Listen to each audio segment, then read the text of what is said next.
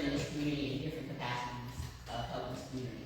And after 7 years of being a state representative and bringing money to make sure that Harvard got paid and making sure $24 million for John F. Kennedy to be rebuilt, I'm coming home to be the next Cleveland City Council person. My platform is super simple: clean, safe, and connected. Because right now we can't tell the difference between gunshots and fireworks, but we want to live in safe communities.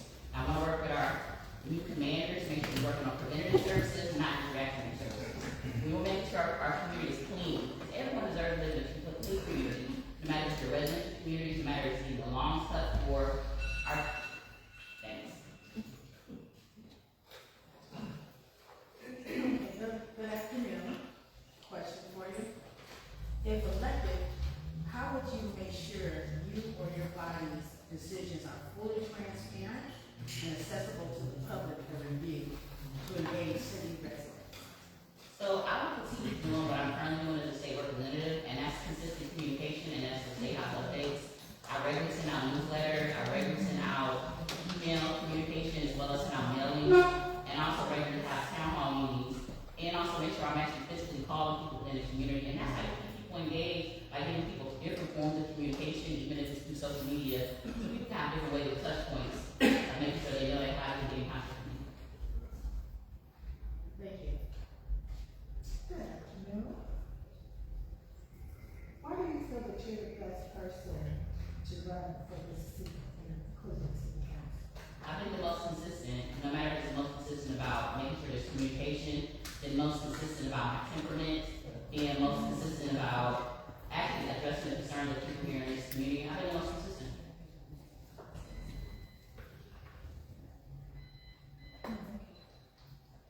Council members act as resident service representatives, legislators, and guardians of city spending. Which of these roles matters to you most and why? You said, Councilman, say that question one more time. Resident service representatives, legislators, and guardians of city spending. Which matters most? I think legislatively, we have to make sure we focus on that, because when it comes to our legislative services, we do not have policies that will change how we spend our money. So legislative policy will determine how we spend our money and how we even do our city services. But that's all how we deal with if you want to deal with customer relations, community relations, how we spend our money, is how you do your legislative body work. That's how you address all of that. Okay, last question here. What are the 3 most important issues you feel that's facing your board and that you want to represent? Yeah, so going back to my platform, safety, the cleanliness of the community, and people feeling connected to city services. Clean, safe, and connected, Ward 1. What will be your greatest strength when you come to Cleveland City Council? My greatest strength is going to be the relationships I hold on the federal level, the state level, the county level, and the city level. I won't come in saying like, who was that? Where is that? I'm already going to have the relationships built in, because we know for anything to be effective within our ward, we don't just get money from the city. We also have to have champions like myself who's going to get money from the state, which I already have proven results, and know how to where the money comes out of on the federal level to get money there too. Thank you. Gun violence is a major issue on the minds of many communities. Our city is greatly affected by this increase. And so what would you propose to improve public safety enforcement in the city, including response times? Safety is definitely one of the top concerns for all people who live wherever it is, not just Cleveland. One is working with our new commander, who is just who's a resident of Cleveland Ward 1 on working on more preventative services. One thing that I'm finding that more people are wanting is speed bumps in our communities to stop the amount of traffic that's coming down here in that one way. And then also to build up our street clubs. At one time, Cleveland Ward 1 was the epitome of what street club included. And so if people are connected to each other with street club, that also allows us to increase communication about what they are seeing within the community. So when we were trying to work with our commander and our police chief, that we can actually give them some credible information about what's going on by us talking to each other as neighbors.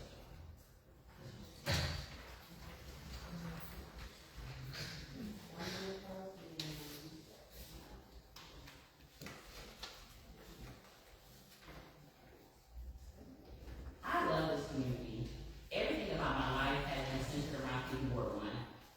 As a young person growing up and making decisions, I could have been anywhere in life, no matter if it was DC or going over to Europe, but I choose every day to live in this community because I love it. I love it so much that I want to come back and I want to serve specifically for city council, not because it's just out of the end, it's because this is where my heart is. And you go where your heart is. And so, focusing on a clean, safe, and connected Cleveland is because it's what the people of Cleveland Ward told me. It wasn't what outside folks told us. It's what I was told when knocking on the doors, talking to people on the phone, and the endless emails I get all the time. And that's what I'm fighting for every day. And I plan on doing that with the legislative policy I introduce, the money that's allocated within our community.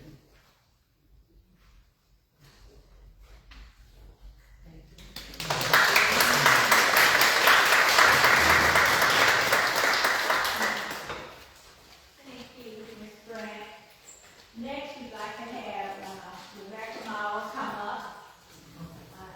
Rebecca has signed up earlier, and she came to us and had been waiting patiently. And my neighbor was so gracious to come to her. Oh, thank you. Sorry, I'm not as concerned about the mix-up. I just wanted to make sure that I have a chance to come and speak to the documents political action committee. First of all, thank you all for the work you do to vet and communicate with candidates across the city. This is a critical forum, and in Cleveland, where we know from the work of Dr. Moore that Black women have been held back and held behind in Cleveland as Cleveland grows, we know that we need to center the work of this path in work across the city. So my name is Rebecca Moore. I'm honored to currently serve on Cleveland City Council. I've lived for the last 10 years in my home in Slavic Village, which is currently in Ward 12, which is the ward that I serve in. Under the new ward maps, it's been moved into Ward 5, which is also in parts of downtown, along with the traditional neighborhoods of Central and Kinsman and parts of Midtown. So I'm honored to run this race. I'm focused on critical issues like constituent services, making sure the city delivers on the bread and butter of the city that we need, and also issues like Tanisha's lobbying for Tanisha Anderson, who died in police custody while experiencing a mental health crisis, making sure that we have non-police responders who show up when someone is in crisis. As the third issue, increasing homeownership, and I'll stop there to answer questions. Okay, good afternoon, Council. Thank you. What are the top 3 priorities you propose for City Council to address? And what would be your role in ensuring they are addressed? Absolutely. Well, thank you. I was working my way through those, and they're so important. I'm so excited to reiterate them for you all. First is the bread and butter dignity of basic city services that work. It should not take multiple calls to get a street light on, and the reality is that right now it does. I was very proud to launch what we called our constituent services report that led to the relaunch of 311 at the city, showing that, for instance, when I came into office, it took over 100 days to get a new garbage bin delivered. On garbage bins, we've gotten that delivery time down to 10 days. We now need to take that same approach and address issues like street lights and illegal dumping. Second, again, is Tanisha's law, or some type of crisis response. We know that when people are in mental health crisis, they need help, not handcuffs. The third issue that I was talking about was both homeownership and tenants' rights, the stability of our housing. We know that if you are not in a clean, safe home that you feel dignified and respected by, it's very hard for every other element of your life to go well. The home is the center of our lives, and so making sure that tenants have places they can live where they're respected by their landlords and repairs are done. That's work I've been fighting on since being an attorney at Legal Aid, fighting an eviction court. And then second is homeownership. We have an incredible base of home ownership in Ward 5, but without the money to invest in critical repairs, we will lose the chance to build the type of generational wealth that has been denied to residents of Ward 5 for far too long. Thank you. Good afternoon. You have a pretty diverse area that you're going to be representing. How are you going to involve the residents in the decision-making process? Absolutely. I love that question because Ward 5 is really going to be representative of the entire city. We're going to run all the way from Rocket Mortgage Field House down Euclid Avenue, Playhouse Square, heart of Black political power in Cleveland, in Ward 5 in Central and Kinsman, along with Slavic Village and Midtown. So the person who represents this ward needs to be ready to dive into every single corner of this community. So what I've shown in my first term is that I am committed to communication, showing up where my residents are. Not just one meeting at one location, but rather, if I have a big community event, I do it on both sides of my ward. I have multiple iterations of it. I go to every block club, and then we do both newsletters and e-newsletters to communicate with people. I've also been a champion of something called participatory budgeting, which is giving real dollars to real residents to invest in their own community. We were lucky enough to bring the participatory budgeting pilot to Slavic Village, so that's $100,000 that Slavic Village is going to be able to invest in that neighborhood. I would love to prove that pilot and then expand it to the rest of Ward 5. Good afternoon.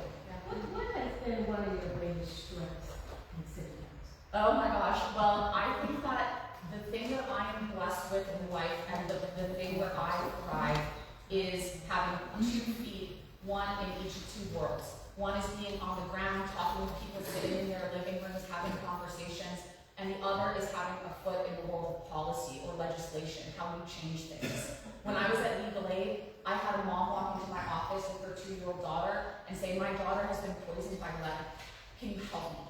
And that might have just been one case. That was a conversation and a long conversation that I had with her. But what it turned into was a year-long lawsuit where we changed the policies at the city for how we handle lead poisoning cases. And so my great strength is being able to combine that on the ground, hands-on. You can't get me out of people's living rooms, knocking doors. I love it. But my strength is in translating that into a real policy and change that Clevelanders can see and feel in their everyday life.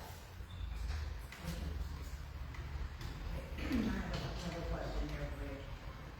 Let's see, 1 minute. Well, one of my question I have is regarding the policies and legislation.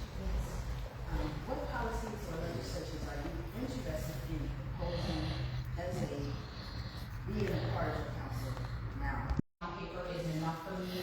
I want my residents to experience and feel change. I believe I've delivered that in Ward 12. The changes within that provided a challenge for me, but I'm not giving up. I'm coming back and I'm ready to fight the same for Ward 5. Thank you.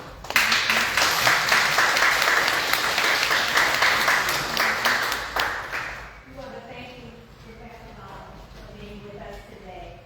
Next, we'll have Vincent Stokes II, Council at Large in University Heights.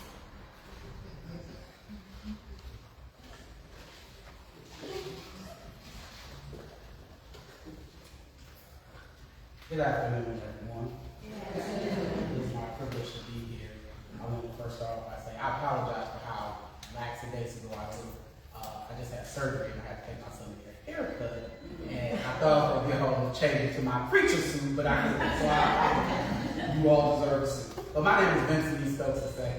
I am running for City Council at large in the city of University Heights. I grew up in Cleveland Heights, University Heights, and I have been an active resident within my city since I moved there in 2018. Since I moved there, I've tried to be very advocate for the downtrodden, advocate for brown and black people in our city, as well as try to support the many missions that our city has been engaged in. I stand as a father, I stand as a care provider for my 92-year-old grandmother, I stand as a husband and as an educator, and I'm excited to bring all of those advocacy roles into the city of University Heights to advocate for youth services, advocate for senior services, and I'll stop there. Okay, thank you for being here. What are the top 3 priorities you propose for your city, for city council to address? And what would be your role in ensuring that they are addressed? So my son is 80, he's here with me. My grandmother's 92, so we live in a multi-generational house. So I'm gonna talk about those 2, and I'll give you the last one. My son deserves to have ongoing sports and ongoing activities throughout the year. University Heights is really a bedroom community, and we do a lot of sharing with Cleveland Heights. However, we need our own services for our youth, and we need to work towards having 12-month youth services. So working with the community to have 12 monthly services. We now have in University Heights for seniors.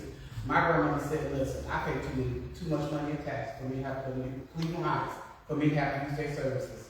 She said, you pay too many taxes. They should have something in University Heights. I said, you know what, Grandma, you're right. So they do have a part-time senior service.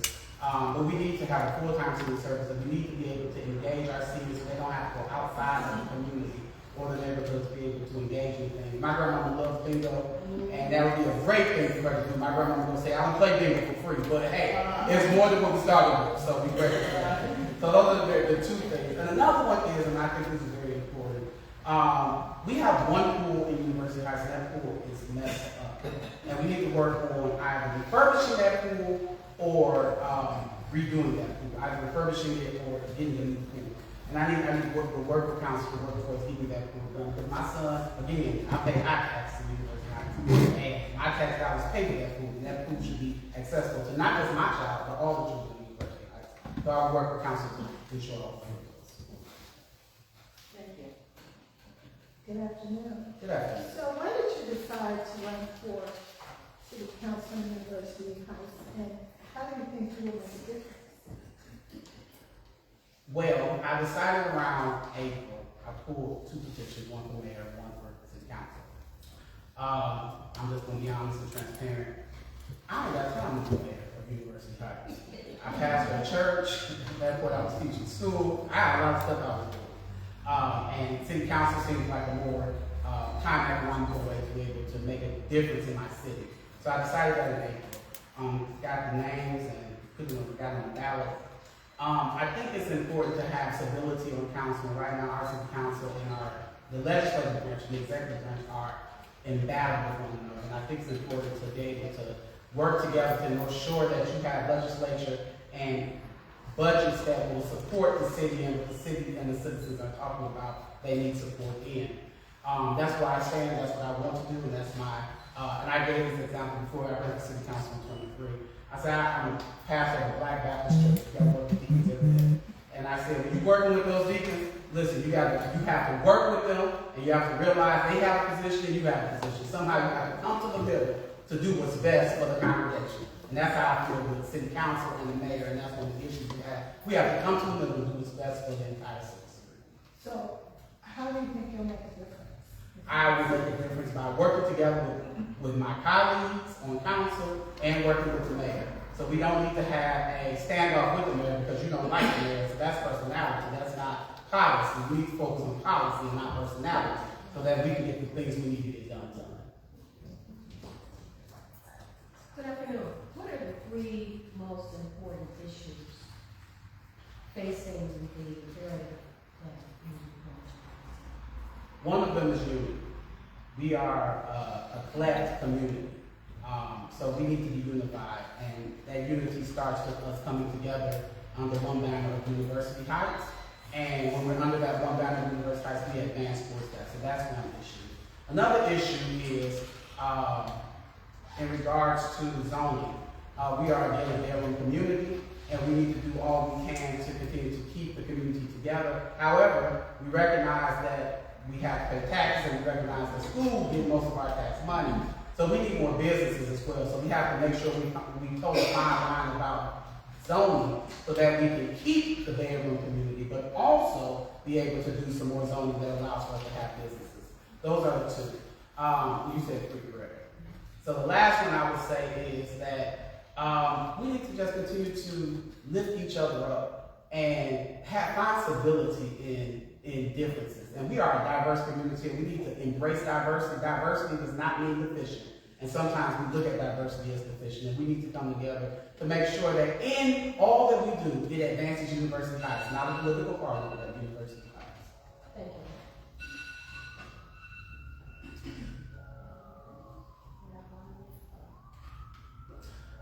My name is Vincent Stokes II, and I am running for City Council at large in the city of University Heights. I find it a great joy to be served, be a servant, and to serve others. I believe it is Miriam Wright Elliman, the founder of the Children's Defense Fund, that quotes this and says, the room we pay, or the service we pay on earth, service is the rent we pay for living here on earth. And I stand firm in that. And if we are not willing to serve anybody else, then our living isn't long. So we have to be willing to serve and stand firm on serving and service to others. Because if we're going to make it anywhere in this world, we're going to make it by helping each other out. And that is where I stand. My name is Vincent Sutton II, and I'm running for city council. Thank you.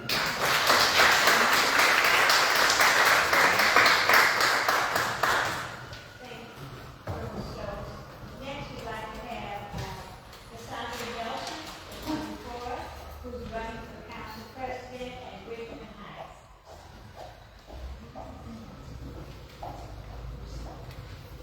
Good afternoon, everyone. My name is Cassandra Nelson, and I am currently a councilwoman from Ward 3 in the city of Richmond Heights. I am into my second 4-year term, and I am running for council president because we need independent council. I understand in separation of power, and I'm a firm believer that there should be separation of power. And we have a charter, which is our constitution, and we have rules and regulations for both. So I've been in Richmond Heights 24 years, and I changed some things. I'm the only councilwoman that holds board meetings, that talks to the constituents. So I am here to run for council, for independent council in this. Okay, thank you so much. Councilwoman, if elected, how would you lead the council through crisis, such as a national disaster, public health emergency, or economic downturn? First, we have to have the information for all of the constituents. We will need the email, so when there's an emergency, we will be able to reach our constituents. That's very important to have a place and a plan in place for emergencies to arrive. Now, how I believe for council, I believe in independent council. So we have 7 councils, so we would talk collectively. We can agree to disagree. However, when there's an emergency, we all are collectively, and we all need to have a plan and have that plan worked out and work the plan. So as far as emergencies go, it's very important to have the information of the constituents in order to have them there. We have an excellent police department and our fire department, so we already have a plan already set in case there are federal emergencies that could happen. We hope they don't happen, but in the case that they would. Good afternoon. What strategy will you use to prevent dysfunction and growth in the city council? The strategy I would use is that we would bring every councilman, bring their thoughts, talk to each other, come to a conclusion that we can work with council as well as with the administration for the betterment of our community. So I believe in open, honest conversation and bringing everybody together to get the best process and I guess the best experience for all of council that affects everybody in the community. So the strategy is I would talk to everybody. It's not about me, it's about we. So I would also I like to hear what other people's perspective is anyway. So if you know where your resources are, then you can reach out to those resources. And I would bring those in whether you listen to each other and have respect for each other. Good afternoon. Why are you running for council? I'm running for council. And what motivates you first? What motivates me and why? I'll give why first. I'm running for council because we need an independent council. Too many times our county council has become blurred the lines between cooperation and compliance. I believe I'm running because we need independent council. There are roles that in our charter that tell us what our roles are for each. We each should know what our roles are, and once we know what our roles are, we can work collaboratively with each other without stepping over each other. We can coexist, and that's what we should do anyway, is coexist with each other, not one be over the other, but do what's best for the city. Now, as far as, what motivates me is that I love my city, I want to work for my city, I live in the city, I see things that, by me being in council for my 6 years, I see things that the community doesn't see, so we need to work together. I'm always for the resident. We have to listen to our residents. That's who we work for. So my thing is that if we learn to listen to our residents and work with them collectively, then we can move forward for the greater good. What's the population in Beacon Heights? 10,6, around 10,6. And our demographic is 60% now African American and 30 10.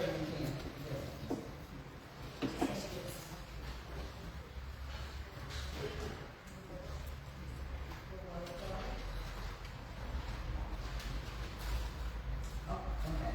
Again, my name is Cassandra Nelson.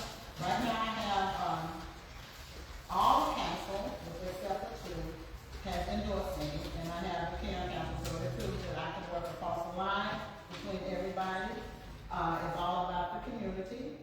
I am also I want to speak about Bell's for economic, even though we didn't ask about it, but I was the only council person that voted against having the business, Bell's business for a 30-year tax abatement.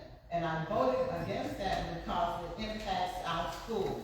So I'm looking at what's best for our community, for our schools, because our children are out today. So we have to look at what's best for them. Not because a provider or developer don't need assistance, yes, but there are things we can do to keep them from charging our taxpayers dollars, property taxes from our schools. Thank you again. My name is Cassandra Nelson. I know that I'm the best person. So I accept you. I'm hoping that you got it.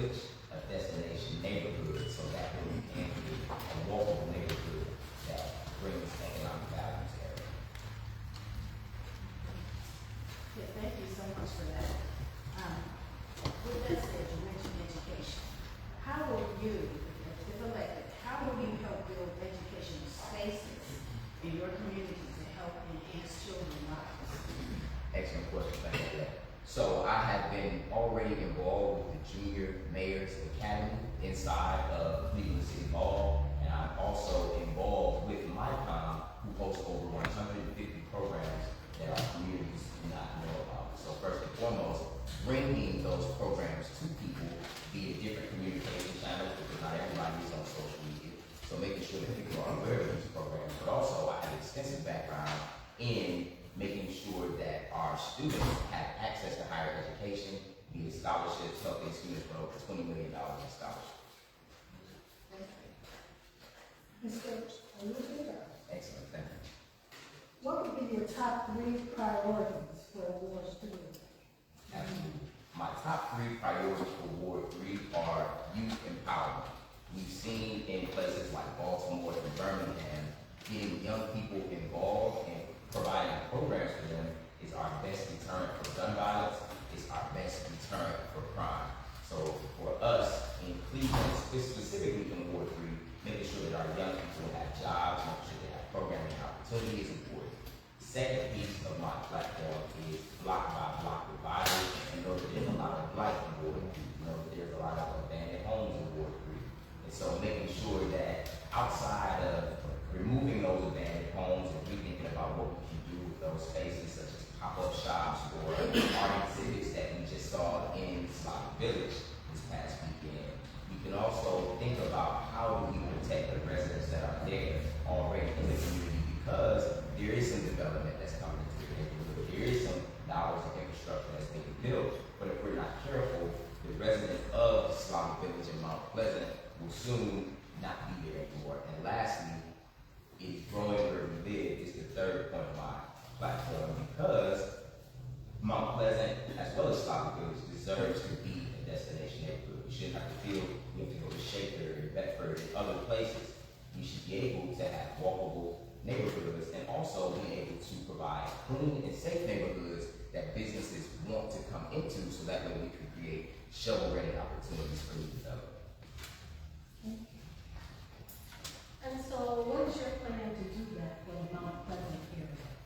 Absolutely. So as I mentioned, youth empowerment is my first point.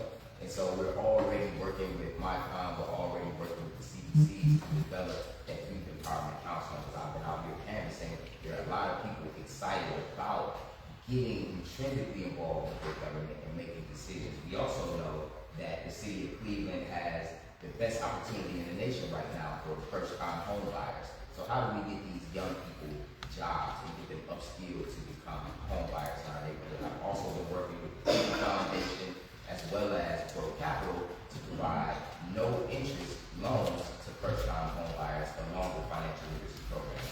So the work on that side is already being done. And lastly, I'm involved with the Real Estate Diversity Initiative along with the Urban Land Institute that is connected with diverse real estate developers. So how do we create opportunities for the business owners in our neighborhood that look like us? We're also doing that work as well.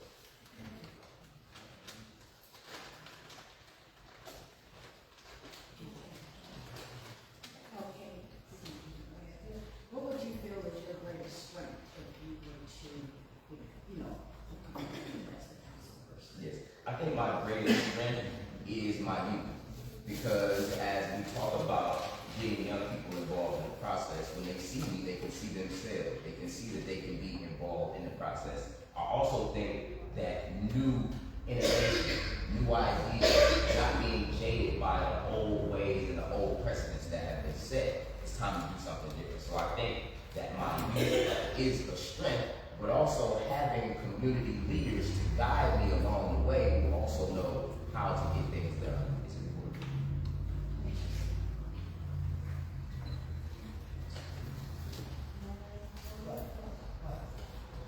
All right. Again, my name is Ross Oluga, R-A-S-O-L-U-G-E-N-G-A. I am a write-in candidate for Ward 3. Again, my platform is youth empowerment, not just youth engagement, because we know that Black women deserve to feel safe in Cleveland. We also know that Black women are the innkeepers of our families in Cleveland. So making sure that our young people are taken care of and making sure that our elders are taken care of are issues that speak directly to the challenges that Black women face in Cleveland. Lastly, I'm asking for your vote and your support in the upcoming November 4th election. Again, my name is Ross Oluga, R-A-S-O-L-U-G-E-N-G-A. I am a write-in candidate for Ward 3. Thank you.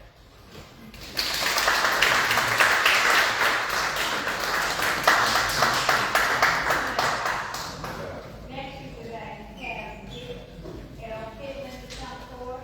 Rick is running for mayor of the city of Cleveland.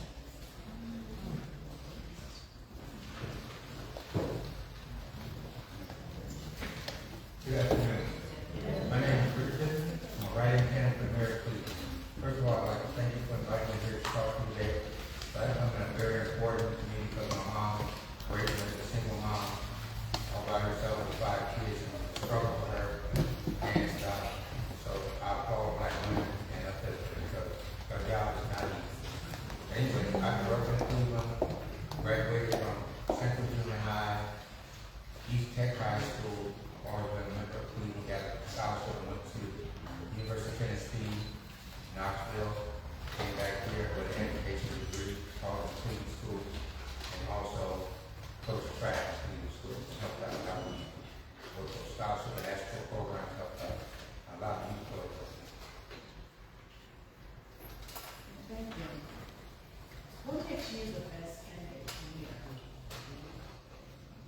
I feel that I'm passionate for others. I care about the city of Cleveland. I understand and I can identify with the problems of Cleveland because I'm from Cleveland. I got new ideas, solutions that can help Cleveland as far as education, reducing crime, bringing jobs to Cleveland. I understand the people of Cleveland and what they need, and I understand the east and west sides. And I was there for all of Cleveland, not just downtown.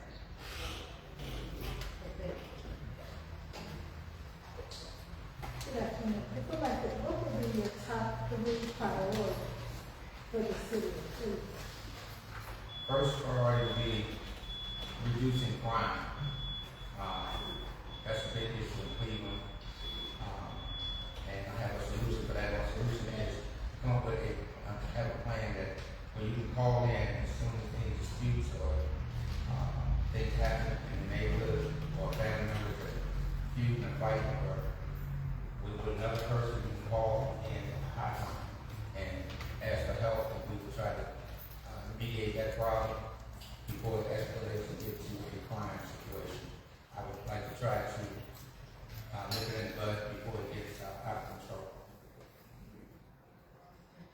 Thank you. Good afternoon. If elected, what would be your top 3 priorities for the city? Crime and education. I'm a big proponent of education. Education is the way that I improve myself and got me an opportunity. I run a track, got a good education. I think that is the key, but that lasts longer than anything you can do athletically. You guys have a skill, I got a skill I can do home care and mama. So trade schools is important.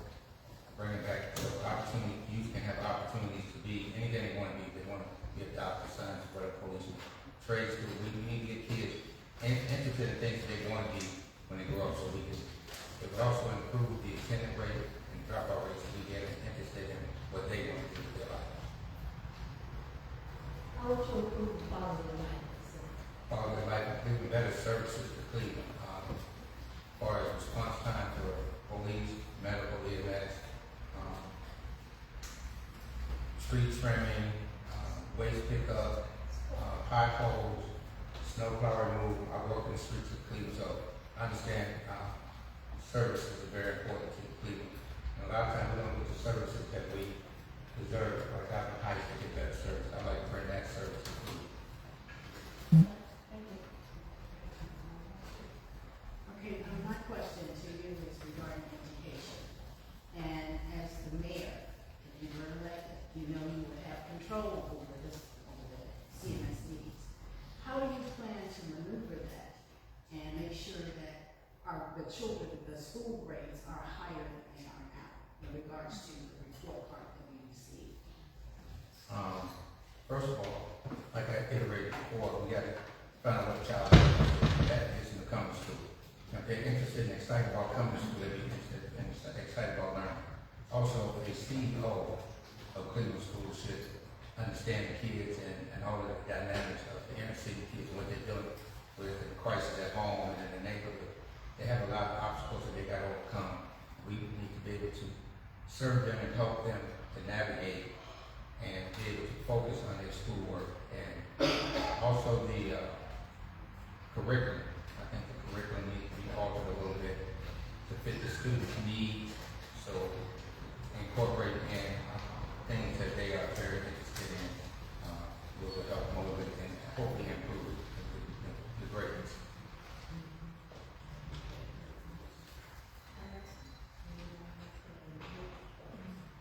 Thank you again for having me here today. I appreciate it. It's been a long time that I've been wanting to be mayor of Cleveland. Ever since I moved to Cleveland from Mississippi, I wanted to be a leader. I saw how people struggle with their kids to put food on the table. So I always wanted to help them become what I believe is a power and help them if I get in a position to be or leader of the city. As I said before, my name is Rick Tidman. I'm running for mayor of Cleveland as a write-in candidate. And I hope you guys would consider me and remember that I care about Cleveland, all of Cleveland, not just downtown. Thank you.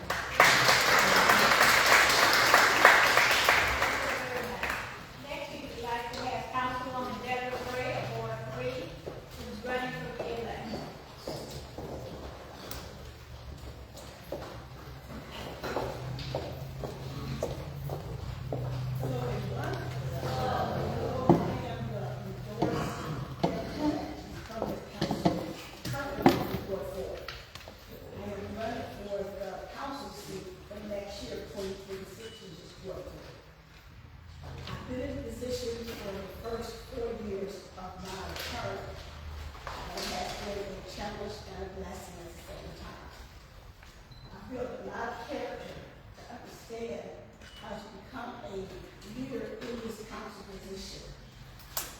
understand what the board needed was a task to understand how I can relate to the residents, to understand how we can work together to build a better, beautiful, healthy community.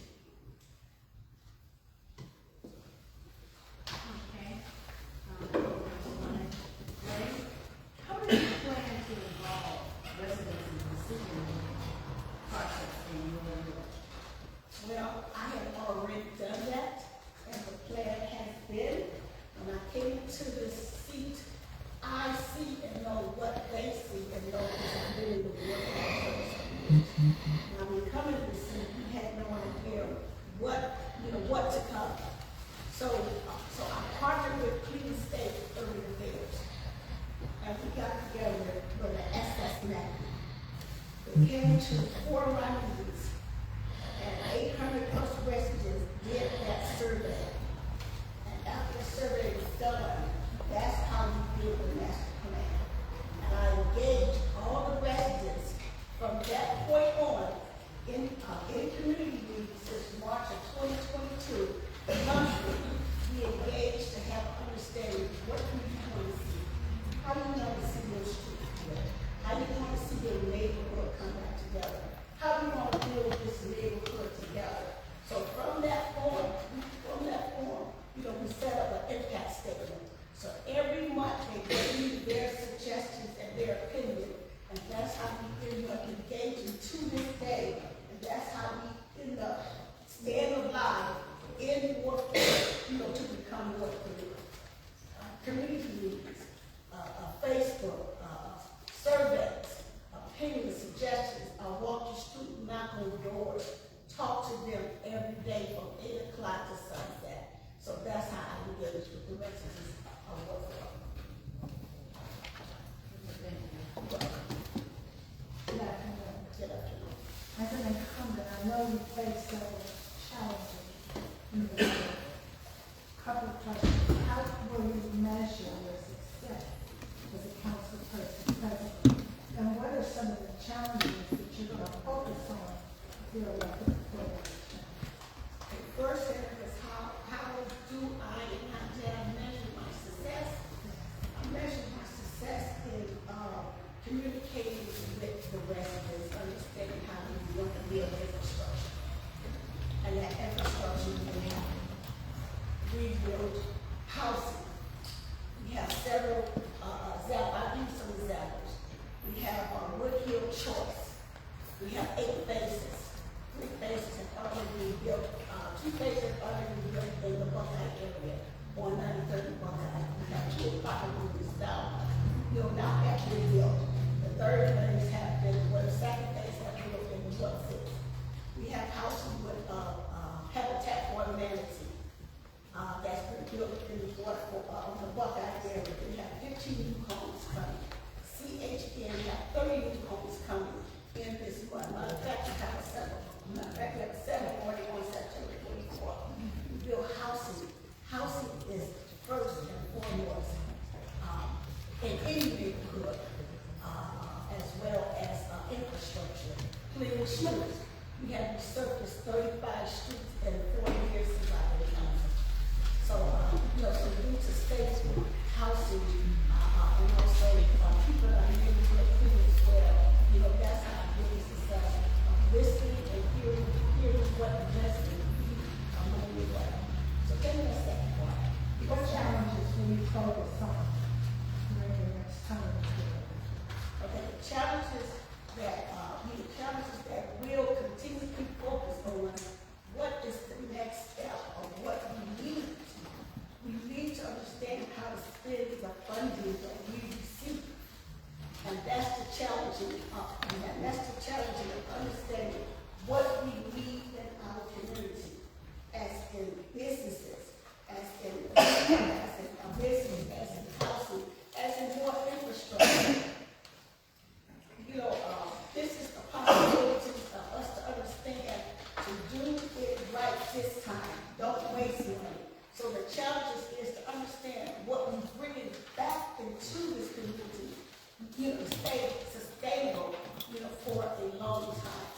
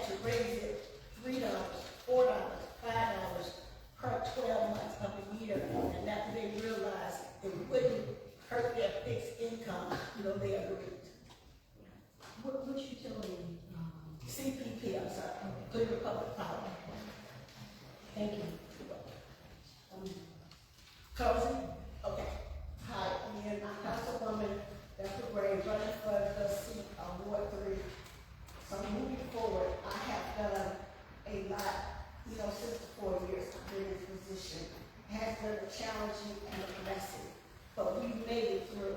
We have built infrastructure, we have built housing, we have acquired more safety in the community. As in, we have 1,100 police officers now currently in the city of Cleveland, and they're doing what they can to provide the safety. We build over 150 homes now, in what I just don't like to be cross-strung. I got 30 seconds. Slow over the words there. We got 4 years in, and you trying to talk about everything you've done. That's however, we became successful. When I came in, they told me that we was going to be district completely out. I couldn't do anything about that. But 4 years later, we standing. We made it. When I walked in that meeting, they said, Councilwoman Gray, because what you've done with your residents, you will not be district out. So we're still standing, we're moving forward, we have a county plan, and we're going to make it money. Thank you.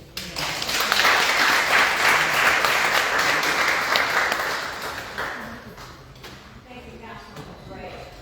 I think we're ready for our next group.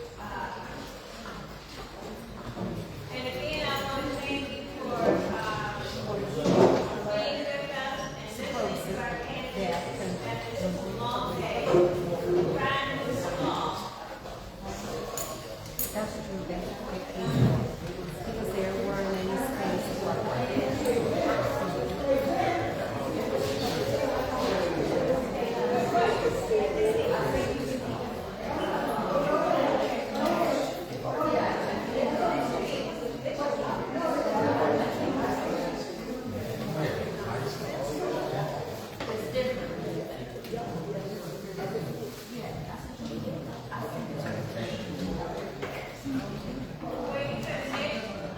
Thank you for being so patient and staying with us, please.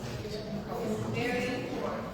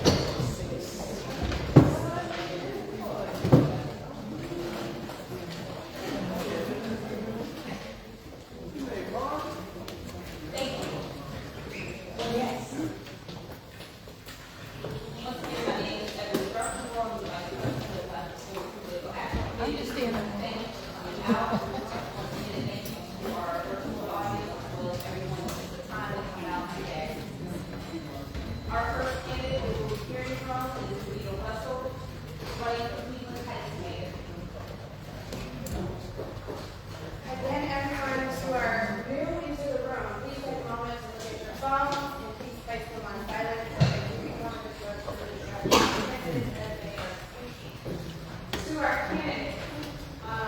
You will have 1 minute to introduce yourself. You'll get 5 minutes for a line of questioning, and then the last minute will be for your vote. You will also have 30-second reminders as well as 1 minute reminder for our speakers.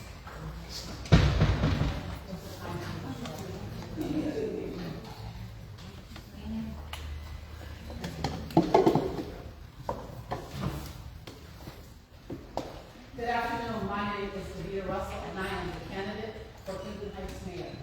I have been a resident of Cleveland Heights for 50 years. I came to Cleveland Heights in the 70s when we came to Hollywood running from racism. I have been a landlord, I've raised my family in Cleveland Heights. I have also been a homeowner. I am there to stay.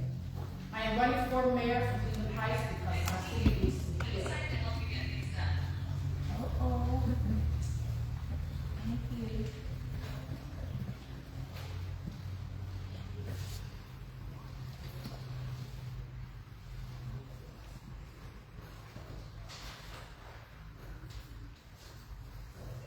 I'm running for Cleveland Heights because our city has went through a terrible transition in the last 4 years, and our city needs to heal. They need leadership, transparency, and collaboration and a way to bring our city forward. And that's one reason I'm running for Cleveland Heights. Thank you. Welcome. Quick question. What is your city's biggest strength, and what would you do to sustain it? Our city's biggest strength is our diversity. We have a mixture of all types of people. Everyone comes together within Cleveland Heights to make a great city. How I would keep that, our city is broken. And I would need to bring all of our residents together to move forward in a collaborative, a secure, and a trustworthy way. Thank you. Good afternoon. Good afternoon. So could you elaborate on your answer a little bit? I want to know, how are you going to bring Cleveland Heights together, the community? Because after the recall and with the election going on right now, it's a lot of hurt feelings, it's a lot of indecision. What are you going to do to bring that community back together?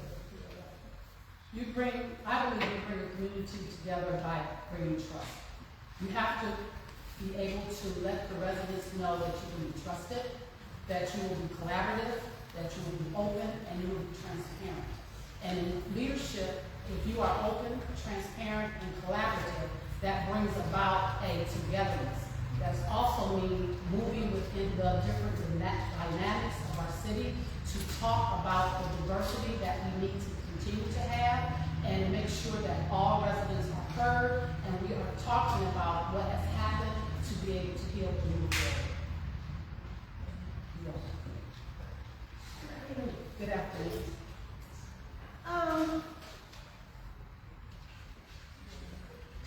If elected, how do you plan to work with city to avoid gridlock in funding? That's a great question. Because we need that. We need the collaboration of council and the administrative office. As a labor leader, I have great experience in that field. You bring council together and administration together by opening up the city government to allow them to do their job, to be able to talk to the department heads, to figure out what's going on, what they need to do to legislate, how do they move forward in making our city a great city and not being closed off. In the last 4 years, we have been more of a working in a tunnel vision and not an open vision for our city. So Cleveland Heights Council needs to be able to do their job to create the legislation, and that means open government to the directors and to the mayor's office. Thank you. You're welcome. So what would success look like for you after your first year in office? Success would look like, for me, as mayor, would be bringing our residents together, number one. Because we all need to be on the same page to create a shared vision for Cleveland Heights. I don't want to be a mayor where the vision is solely mine. I want that vision to be a shared vision of all of the community because I don't live in Cleveland Heights alone. So the success of my first year would be bringing people together, creating a strategy plan for a shared vision how Cleveland High School forward. Thank you. You're welcome.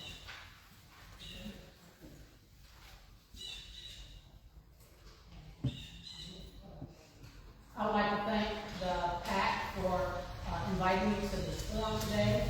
I am asking for your endorsement for the simple fact that I believe I am the best candidate for this job. I am diverse. I am a blue-collar worker. I am a labor leader. I am a resident of 50 years, and I am a CEO of my own foundation. I believe out of all candidates, I have the experience, I have the know-how, and I have the direction and vision to be able to move Cleveland Heights forward. And I thank you all so very much for this opportunity.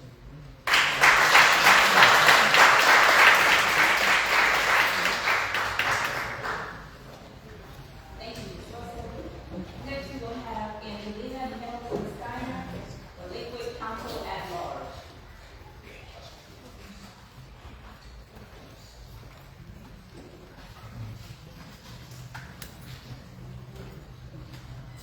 My name is Angelina Hamilton-Steiner. I am currently serving on Lakewood City Council, member at large, after my unanimous appointment in January. My appointment marked 2 historical milestones for Lakewood. It marks my first time in Lakewood City Council, a female majority on council. And it also marks the first time a person of color, a Black woman, has served on city council. I am, however, more than history.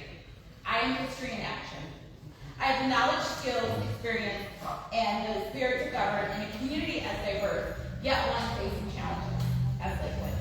I exhibit the soft skills to lead and know and understand uniquely the needs and struggles of those in our community. I carry for the voices that struggle to be heard and have historically struggled to be heard, bringing action through solutions. I humbly seek this endorsement to strengthen my campaign and reach. Thank you. So my question is, how would you describe your leadership styles? And how does that reflect the values that you carry? And how does that reflect the values of your city and that you seek to represent? Absolutely. So I see myself as a collaborative, inclusive leader. I seek to work with people. I seek to bring people in. I know what it's like to not feel heard, and I don't ever want anyone to not feel heard. So I work to make sure that those voices can be included. And so what that means is that sometimes you're being creative, sometimes you're taking your vision and you might be setting aside, or you might be changing it up a little bit about what you want, and instead trying to come up with something that we want and have together. So that is the type of leader that I am, and I think that is the type of leader that our community is seeking and wanting. They want to be involved, they want their voice to be heard, and they want to know that that they're included in government decisions. Thank you. Good afternoon. So considering the demographics of it and the areas that are in the Edgewater area, what would be your 3 priorities for the city? Yes, absolutely. So the 3 priorities really have to do with what I've been working on prior to my appointment on council. So I really want to make sure that we're continuing to invest in our public parks. And I've been working to advocate strongly for our Madison Park, which is over in our Ward community, which has the lowest voter turnout representation. Is really just underrepresented in government. And a lot of my council colleagues have also taken that leadership call and really supporting our Madison Park. So investment in our parks. I want to make sure that we're also taking care of looking out for our most vulnerable in our community. So our seniors and our children. We need to be doing more to support them, especially at this time where government cuts are happening. We know there are cuts coming to Medicaid and federal government and our state sources. So as a city, we need to be starting to look at our finances and seeing ways that we can help provide support for these, for our most vulnerable in our community, and really keeping Lakewood livable. I think that's important, and it really one of our values is diversity. And if we don't start focusing on how we remain a livable community, we're going to start losing the very fabric of our community that we have stood on for years. Good afternoon. Good afternoon. What makes you right for this position? I bring a unique set of skills and experience. I currently work in higher education and work in the federal and state and local funding landscape. So I understand and know exactly what is coming. And I've been guiding and leading our department through this challenging time as research funding is being cut. And as the government is just decimating everything. So I think that those unique skills, my soft skills that I bring, you know, my compassion, my empathy, my collaborative nature, my entrepreneurial spirit, my creativity, I bring all that. And I have years of experience of grassroots organizing, bringing people together, building bridges, securing grant dollars, securing federal earmarks. So I think I just bring all of that to the table that I'm then able to use and elevate and continue to move Lakewood forward.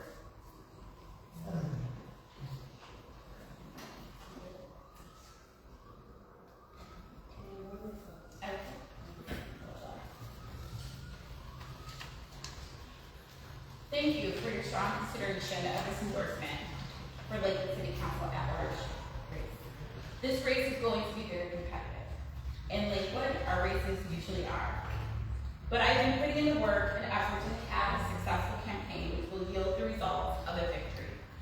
An endorsement from the Black Women's Political Action Committee will mean so much. As a student of political science, having studied political movements, I know the place that the Black community has in democracy and in this nation. We far too often are not at the tables where the decisions are made that affect us. I am now at the table, and I'm going to fight to keep my own spot at this table. I hope that the Black Women's PAC will join me in this fight. Thank you.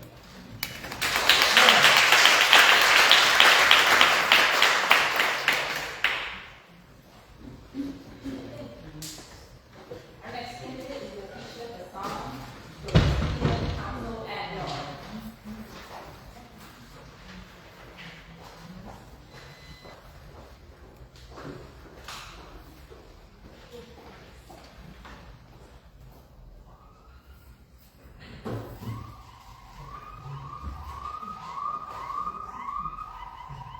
Good afternoon, esteemed members of the Black Women's Political Committee. My name is Lakeisha Hassan. I am running for East Cleveland Council at large because our city, as you all know, is at a critical turning point. They need someone who is bold, innovative, and new. Somebody with fresh eyes and no political ties. I'm not a career politician. This is my first time attempting to make a real change, a real difference. My platform is focused on housing justice, public safety, and real life change. With your support, we can bring accountability, transparency, and again, bold leadership to the city of East Cleveland.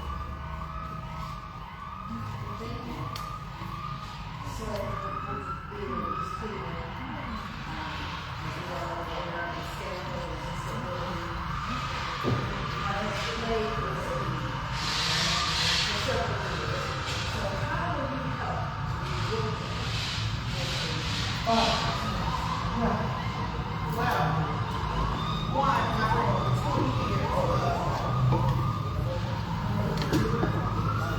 bring over 20 years of financial literacy.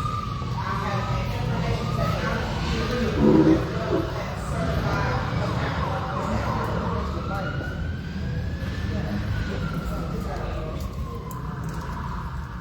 So sorry, we had a problem if you're aware of motorcyclists and these guys. And not only are they being disrespectful today, they're the criminal, they're all the time, it's criminal.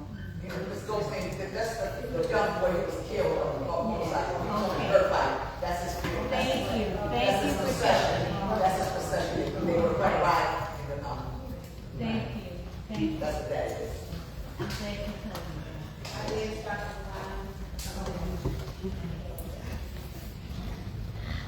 Again, as I stated before, I have over 20 years of financial literacy.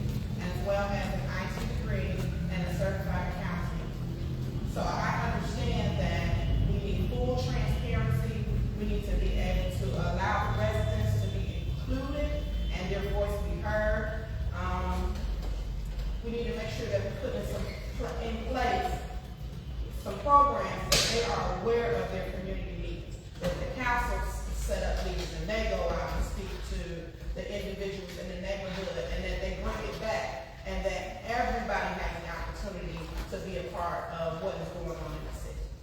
Okay, thank you. Good afternoon. Good afternoon.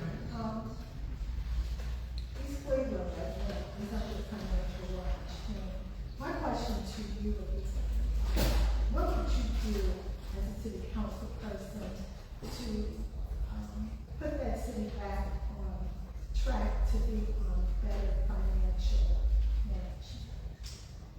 Well, one of the things that is most important is having a full, transparent, working relationship with the mayor, with the city planning commission, the neighborhood advisory, the people who set the budget. In order for us to go forward, the city of East Cleveland needs someone who is going to allocate the funds and make sure that we use them with working network and relationships with other entities outside of our community.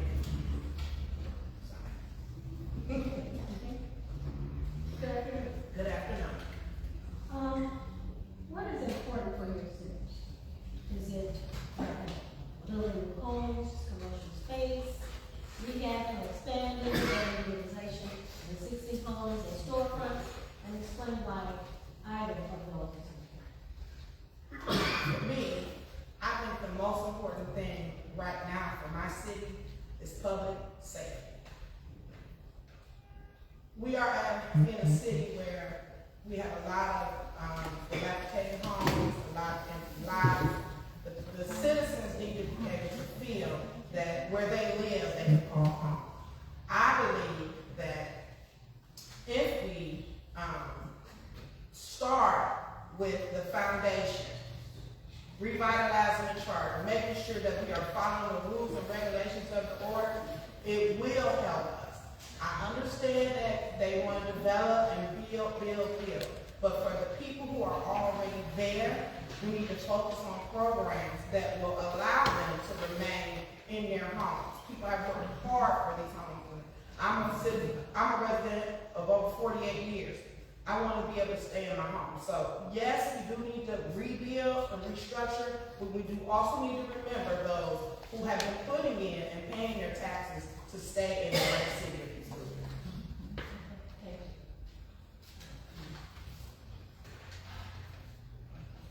So with that said, what do you believe are the most important responsibilities, if elected, for you to start in the first year? The most important thing that needs to happen is we need to, one, work on a budget that will get the things that we need done most important, the infrastructure, the housing, the rebuilding and the repaving.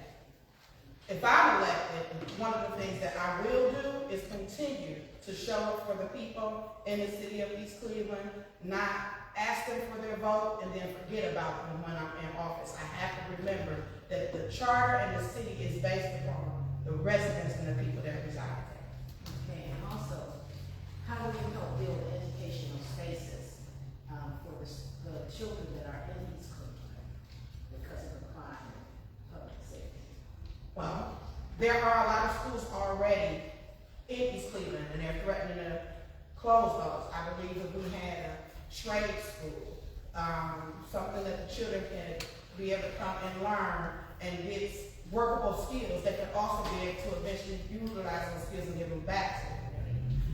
We have to work with safety first so that the children can get to school safely and have teachers that are Title A certified and are able to properly instruct and teach our children and make sure that they are learning to the best of their ability.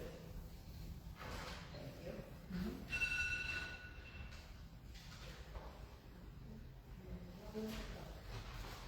All right. I'd like to thank you all, take the time to thank you all for listening. I am hoping that the Black Women's Political Action Committee will see me as a perfect candidate for East Cleveland. Someone who has real grassroots, who loves the city and believes in hope and change.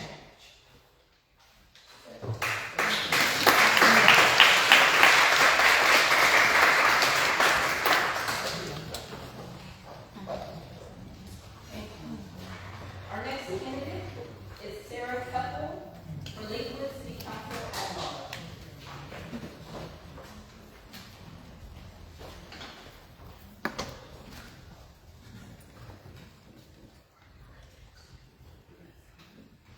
afternoon. I'm Lakewood City Council President and Lakewood City Council Member at Large, Sarah Keppel.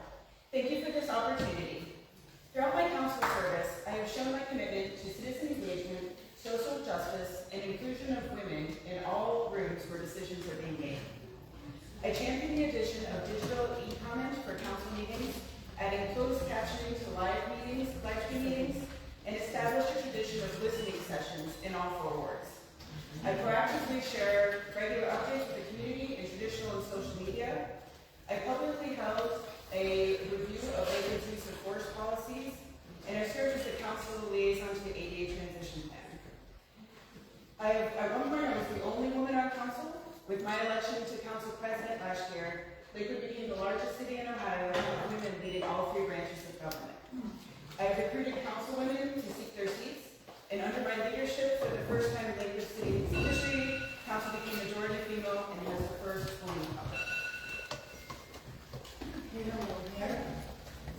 So my question would be, what are the 3 most important issues facing the area?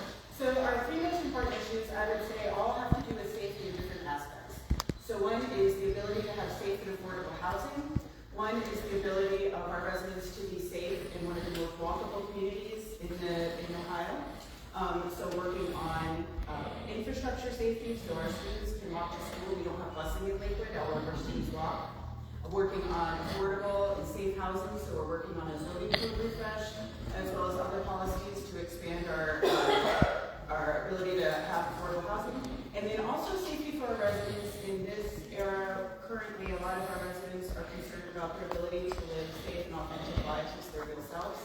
So we're also working on legislation to protect all of our residents. Thank you. So what is your greatest strength in the city council? My personal greatest strength in city council? I would say one of my greatest strengths on city council is bringing people together. That's really one of the reasons that I ran in the first place as a community organizer in the community. I brought together folks who have been on different sides of different issues in our community. We were divided over the hospital closure. We were divided over the Bernie and Hillary situation. And I worked to bring all those folks together around our shared purpose, things like protecting the Affordable Care Act, restoring our Great Lakes funding. And so on city council, I do the same thing, is I work to bring our community together around issues that we all care about, even if we see the solutions a little bit differently, as well as the council members to elevate my other council colleagues, issues that they're working on, and working on those together. Thank you. What is the biggest challenge in Lakewood right now? Well, one of the biggest challenges in Lakewood right now, I would say, is affordable housing. And that is true throughout the nation and our region. Lakewood, we're sort of the victims of our own success in that a lot of people want to live there, our housing has gone up, but that's a challenge to maintain so that folks, that we maintain our diversity as well, that we're both socioeconomically diverse, that we have people of all backgrounds who continue to live here. So that's a multifaceted approach from the city, working on legislation to help people to expand our density, so we can do that in a few ways. That maintains our federal funding. That allows us to help incentivize landlords to take actions that would make our housing more affordable. So it's a large issue, but it's something that we are definitely focused on and need to continue to focus on. Okay, one more question here. So, you mentioned legislation. So what policy or legislation are you interested in writing and proposing as a council member? Future legislation. I've been introducing quite a few pieces of legislation. So one that I just did was establish our Complete and Active Streets Education Advisory Board. And what that does is, and we're just getting going with that, so I want to work on continuing to establish that. So that will bring together folks from our community who have lived experience as pedestrians, as transit riders, as cyclists, as drivers, and people with disabilities as well. So all the people who use our right-of-ways, like I mentioned, and people with children as well, that are taking their kids to school, to look at how we can make our rights-of-way safer for all those who are using them. So that's legislation that I passed. We want to continue on that work. with our budget proposals we're working on right now. So some of that legislation will be allocating funding to continue to do that work. Thank you.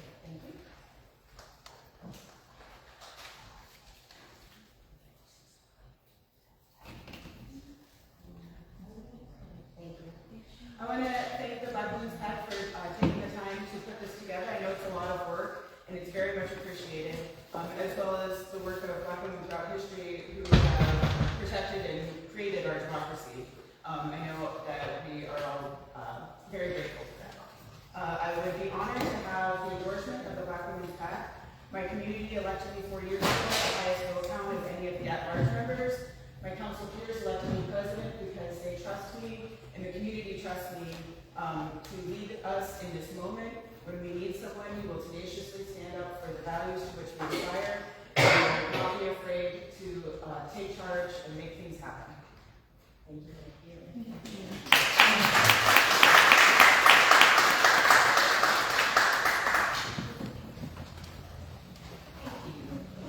Our next candidate is Deshae Bader, candidate for East Cleveland Council at Large.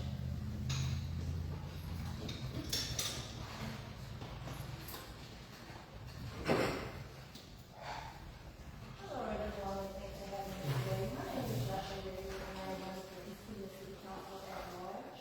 I am a woman of faith, a mother, an entrepreneur, and a founder of Mineral Essence, which is a nonprofit organization that supports women with domestic violence. I was not born and raised in the city of East Cleveland. I came to the city of East Cleveland during the pandemic, and once the pandemic wiped itself out, I started to see that it was just not the pandemic itself, that the community was to be changed. So I took it upon myself to stand up to the Also, as well, my experience in nonprofit leadership, business, and public service has prepared me to bring accountability and advocacy to the city of Cleveland. With common sense leadership, I am also running for the city of Cleveland because the city deserves public safety. Food insecurity is an issue for me. Also with stabilization, because there are a lot of people in my community that are broken. It's just not about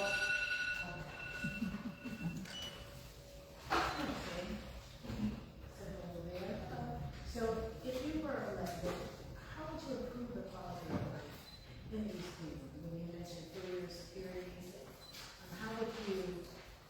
So fixing that food insecurity, I will make it my duty to partner with people that are outside of the Cleveland to come in to clear that void, to clear that desert with food insecurity, because believe it or not, a lot of people in East Cleveland goes to bed hungry, they wake up hungry. They have to go to another community just to receive support and to receive resources, and I don't have that to either myself or for the community. So why do you feel that you're the best person for the position you're seeking? Well, why do I feel that I am the best is because I'm very diverse. I do not have a problem with sitting with someone in their home or their porch to listen to their daily issues, their life, because believe it or not, everyone wants the community to be rebuilt, but the people are broken. We have people who are fighting internal things and they want a way out. I am that way out for the people of the city. Good afternoon. How do you plan to involve residents in the decision-making processes? How do you plan to involve residents in the decision-making process for these Great question. With my generation, a lot of people in my generation is not familiar with laws, with policies, and I come from that type of household. So I can relate to my generation of people to be able to encourage them to stand for the change. If you want change, you have to be a part of the change. I have a lot of resources to where I can collaborate with the youth, also the ages 18 through 37, to get them on board to help them understand it in a way that best fits them. Thank you. Okay, so with that said, I have a question regarding the issue of gun violence among women. And that's on my, basically in our community. How is East Cleveland affected by this increase, and what would you propose to improve the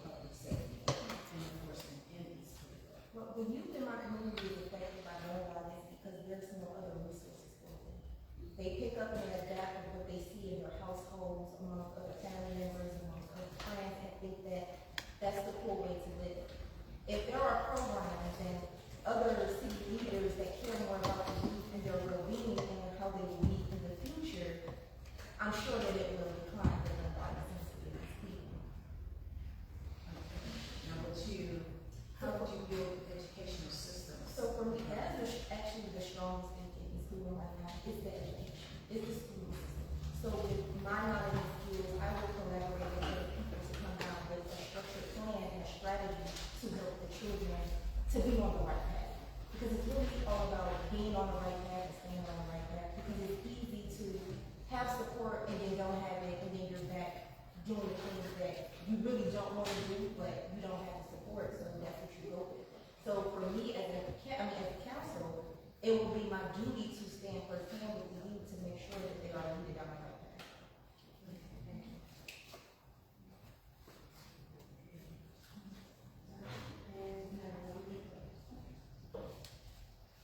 I would thank everyone for having me, the opportunity to share my vision this evening, because I believe in rising together. It's not just about me, it's about a community of people, like I said, who want to way out, who have children or at homes who want to way out, but they don't have a way out, so they confine or what's going on with them. My leadership is rooted in faith, justice, and accountability, and I will take accountability for anything that is going on in this season while I am on council, and not just blaming on someone. With your support, I will fight for neighborhoods, access to food stability, development that puts residents first. I bring not only the qualifications, but the heart and the commitment to make a real change. Together we can rise with this season. Thank you.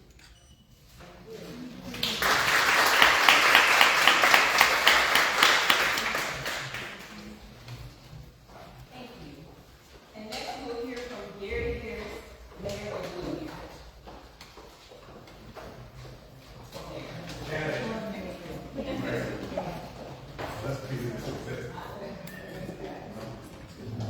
Good afternoon. Good afternoon. Hey, come on, man. You feel like everybody woke up. Got good, eh?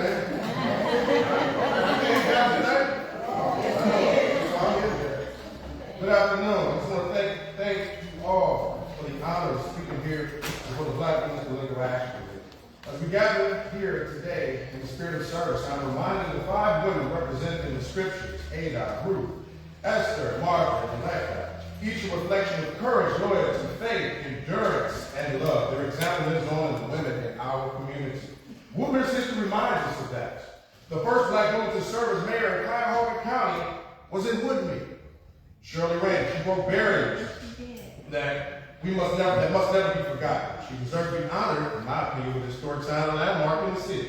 As we move forward, we must look back to the women's civic organization that came about in Woodbury by guiding youth and driving community engagement for families and children.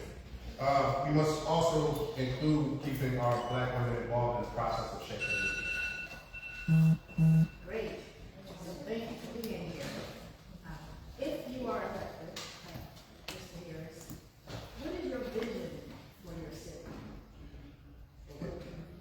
Historically, when you look back in the history of Woodbury, and to really get it, you gotta go talk to the people.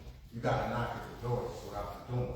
So when you look back in the 1700s, when the early European settlers came over, they were getting the land. This was farmland. But that back during, the Great Migration, etc., we started coming up, build up makeshift houses over there. This was a swamp that was drained. Okay? People don't know that history.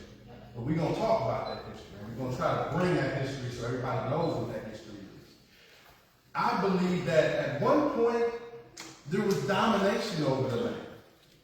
But the Black people that came, they just wanted liberation. But now we move up in the 2000s, and now we have folks that want renovation, and all the Black folks want is preservation of history.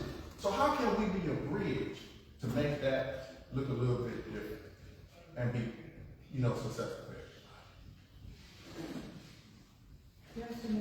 So what makes you the best candidate for mayor of Woodbury? I have approximately 2 decades in public service. I am a disabled veteran. I served in the Army National Guard. I've worked in union environments, so I understand how it is to work in public service and understand the different facets of working in government. I've worked on all levels of government in every aspect, from local, village, city, a federal contractor, worked on the state level, developmental disabilities. So I'm just a well-rounded individual, I would like to say. But of course, I've been nothing without that, and that's just me. Good afternoon. Good afternoon. So what is your city's biggest strength, and how would you sustain it if you ever had it? I think our biggest strength is our location, and I'd like to speak to that with regards to real estate. It's always location, location, location. Woodmere has been one of the highest grossing areas for economic growth for a very, very long time. And there's a lot of people that shop there. People love Woodmere when they come through Woodmere. But in order to speak to a strength, I also have to speak to a weakness. Our Chagrin Road is kind of thin, so people have trouble getting out, getting to work in the morning, getting to go shopping. I'm sure that's people in there getting their taken up there, right? So I think there's a project that when I went through some of the council minutes and some of the the meetings that I looked through, that there's about $500,000 that's already been collected, so that that the widening of Chagrin Road can happen. But there is still some more funding that has to come. So if we can get that project rolling and get that done before the end of the year, I think that would be a good thing. And maybe we get it done before I become mayor, because I got a lot of confidence, but this guys do is what we guys do. What's the population? Approximately 640 people, give or take. 133 people came out to vote last election.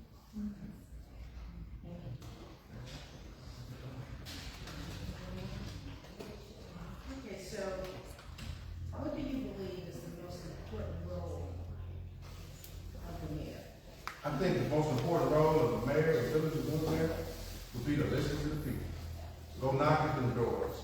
I'm self-funded. I'm an independent. And I think that it's important to go talk to the people. That's where your power is. Your power is in the people. And they will tell you the history of everybody and everything you need to know. All you got to do is just sit there and listen.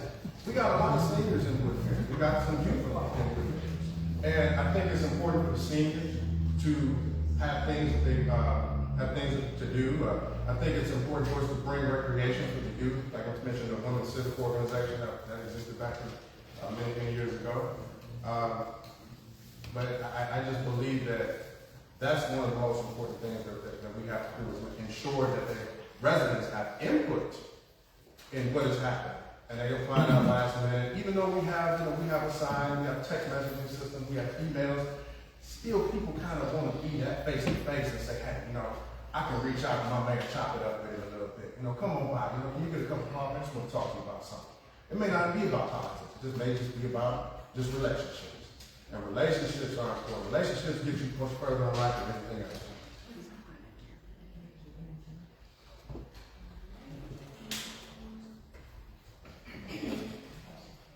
I just want to thank the PAC for inviting me out, and I wish all the candidates success. And I'm here to support you, and I'm just looking forward to November 4th. Thank you.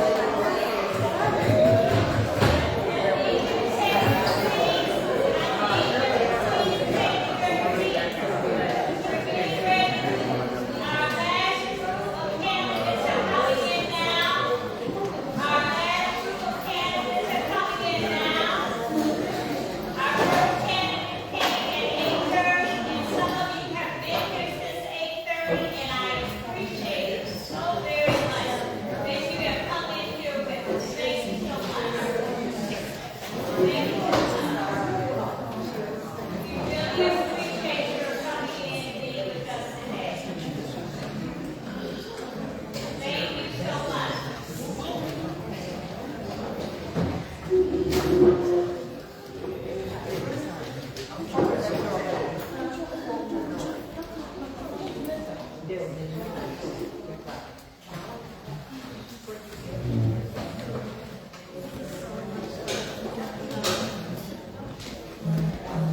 Again, we want to thank our candidates for coming and being with us this afternoon. We appreciate it, and we honor your presence. Thank you so much. You could be anywhere else, you didn't have to be with us. We want to thank all of our other guests, and of course, our past sisters for being with us, and we're hanging in here. Okay, so, as soon as you give me the card, I'll be ready. Gloria, she gets it.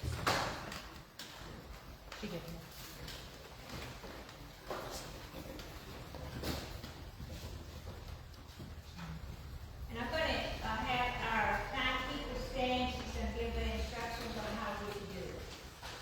Thank you all once again. For those who are newcomers into the room, if you could please take a moment to get your phone. Be sure that it is on silent as it is, that becomes a distraction as candidates are speaking. To our candidates, you will have 1 minute to introduce yourself, 5 minutes for the line of questioning, and then an additional last minute to vote. And we also ask an appreciation of our candidates that we can talk while they're talking. And thank you so very much for being cooperative. We're going to have Nikki McGowan running for Cleveland Municipal Court Judge. Hello. And all those.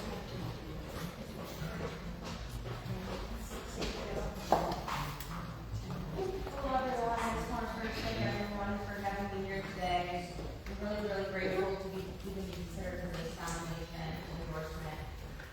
Further, I'd like to say that I've been a lifelong public defender in the office for almost 11 years. I've spent the majority of my career practicing in Cleveland Municipal Court. I'm there every day. I practice in front of every judge. And again, I'm honored to be considered for this endorsement. Thank you. So my question is still for Socrates. Socrates said, 4 qualities belong to a judge. 1 is to hear courteously, B, to answer wisely, C, consider soberly, and D, to decide impartially. What do you think of his wisdom in this modern era? Thank you. I think it's especially important when running as a judge. I think the judge has to have the temperament, kindness, experience, reliability, character. You can ask anybody that practices in Cleveland Municipal Court, try to be respectful to everybody, down to the person that presses the elevator head, up to the personal bailiffs, blue shirt bailiffs, prosecutors, judges. Every day I just try to do that when I practice in Cleveland Municipal Court. Thank you. Thank you. So, why do you want to become a judge? And what makes you feel that you're the best candidate for this position?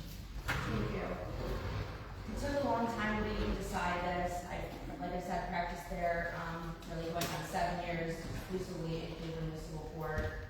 Every day I stand there as a public defender representing the clients of Cleveland, the people, the community of Cleveland. I understand how the court works. I understand the programs that are offered and how they can help people every day. I think experience matters, and I think the right experience matters, and that's why I'm running for this position. Thank you. Good afternoon. Good afternoon. Being a judge is often balancing between 2 opposite forces, pulling you in 2 different directions. The public and the media may be calling for one result, but the law may require a different result. How would you balance being pulled in 2 different directions? And please give your opinion on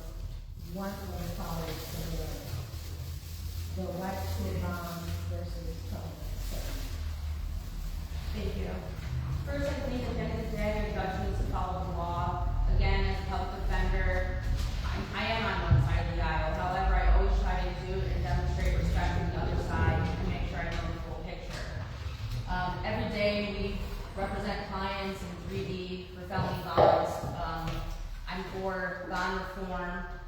There's a public safety assessment that's assessed, and that gives a risk score from 1 to 6, also criminal activity score from 1 to 6, and that's rated against the public safety. So before a judge in Cleveland is given a bond, they have all of the information that they need. However, at the end of the day, I understand that just keeping one person in jail because they can't afford a couple $100 has a domino effect. They might lose their house and their car, and then they've lost their job. So it's a domino effect, and I understand that bond reform is very necessary. But again, before a judge does order a bond, they are given the tools, and we're also giving that as a public defender and also as a prosecutor. Okay, I'm gonna ask another question. I guess my voice is too low. What is your experience working with defense attorneys, prosecutors, and probation officers? Thank you.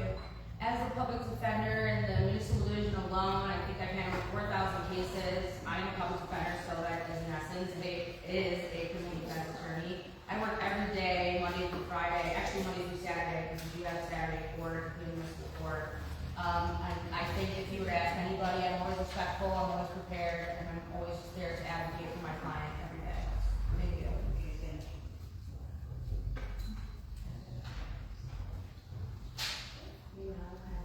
you. Thank you. Again, as I said, I spend the majority of my time working in Cleveland Municipal Court. I know the fears, the concerns of my clients because I stand up and advocate for them every day. Whether or not it's obtaining their license, linking them with the bail project, linking them with services through mental health court, drug court, veterans court, whether or not we're getting them a court date in the neighborhood. I know how these can all positively affect the community.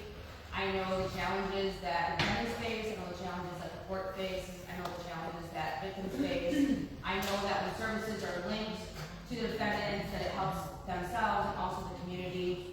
If I am elected, I will bring the experience, empathy, and work that I've already done as a public defender to the bench, and I'd be honored to have your endorsement and your vote on November 4th.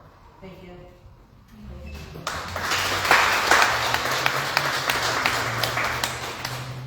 Next we have Councilman Joe Jones, who is running for re-election for Ward 1. Councilman Joe Jones.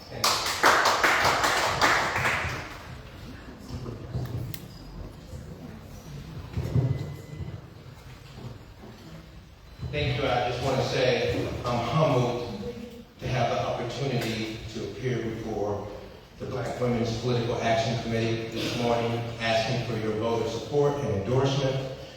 In the last 8 years that I've had the privilege and honor to serve the citizens of the Lee Harbor Ward 1 area, we have done some very dynamic things. We have built, and we are working on projects for the very first time that builds homes back in our neighborhood. We haven't had house development in our neighborhood in over 28 years.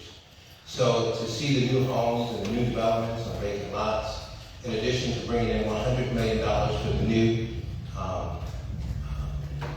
Eagles Nest project, where we're going to have market rate, affordable homes, homes for citizens, citizen cottages, and a new state-of-the-art library. And it's estimated that that's $100 million for people who built Pinecrest and working with some of our black developers and created an organization called the Eagles Nest. I'm sorry I couldn't get a chance to go through all of the stuff, but at the end of the day, in conclusion, we brought over $300 million into this neighborhood. Okay, with that said, Councilman, affordable housing, as you know, is a critical issue. So how do you define affordability, and what specific plans? I know that the houses are being built now, but what other plans and ideas do you have proposed to create more housing that working class people can afford to rent or purchase? Yes, that's always, given in today's market, you want to get developers to come into the community and to invest in the neighborhood. But like anything, investors want to have a return on their investments. So it is a very difficult process to get affordable homes and to be able to get funded to be able to do that. And most of the times, a lot of the funding comes from the state of Ohio with strings attached. And so a lot of times when you see our neighborhoods they're not really giving us a real affordable quality product. They're giving us cheap products because they're getting these funds, and a lot of these stipulations are stipulations that the state has put upon developers to build in order for them to get the money to give us affordable homes. So a lot of times, when you really look at the affordable homes that are being built throughout the state of Ohio, they're not a high standard of quality. So when we start talking about affordability, you have to get investors. Now, the market rate right now is $1,200. Now, I don't know about you, but $1,200 as an affordable rate doesn't sound right to me. And the market rate is $1,800. So when we start talking about affordability, I believe that affordability is more or less should be at the maybe no more than $800 a month for a mortgage bill. So what we're doing here in this neighborhood, we have affordable rate market houses going on a $100 million project here at Harvard, at the old JFK site. We have another affordable housing unit, $20 million, that's going to be built and developed on Miles Avenue, East 167th Street, where the old dollar store is closed down. And we also have Cleveland Housing Network in terms of affordability, or building affordable rate homes throughout on scattered sites in Illinois. Okay, thank you. So, Councilman, we all know that you've had some challenges in the past, but what I would like for you to do is to expand on some of the strengths that you have while you're in city council. Well, a lot of the strengths is being able to super serve the citizens. And like a lot of people who are in public service don't recognize that the most important thing that you can do as a public official is take care of your people. I grind all the time thinking about how I'm going to make my neighborhood better, how I'm going to improve the conditions, what kind of infrastructure funds we need. So we brought in over $100 million of just infrastructure alone. $50 million is going to be invested on Lee Road, transforming it from Scottsdale all the way over to Lee and Miles. That's unheard of, $50 million on one road in an African-American community. In fact, it's unprecedented at this moment in time for this particular neighborhood. And so when we start talking about bringing investments, that's part of this, because why should our neighborhood have the same kind of amenities as other communities? When we look out through the entire city of Cleveland, we see investments in University Circle, Little Italy, downtown, and quite frankly, we've seen $14 billion invested on the west side. But that's not happening on the east side. So when I get up on the table and I'm fighting for my people, and they may not like it because of the passion, or they may not like certain words, it's pretty much saying, hey, we want to have the same opportunities that other neighborhoods and communities have. So part of the success is being able to fight for our citizens, bring money in. And another good example, talking about safety, is we have been able to raise $310,000 to give free Ring doorbell cameras to every citizen who lives in Ward 1, up to 2,000 people. No one else in the state of Ohio is doing that. And if it's God's will, He allows me the opportunity to continue to serve my citizens. I want to make sure that every citizen has an opportunity to get a Ring doorbell in this neighborhood. Because that's one way we can make our community safe and secure.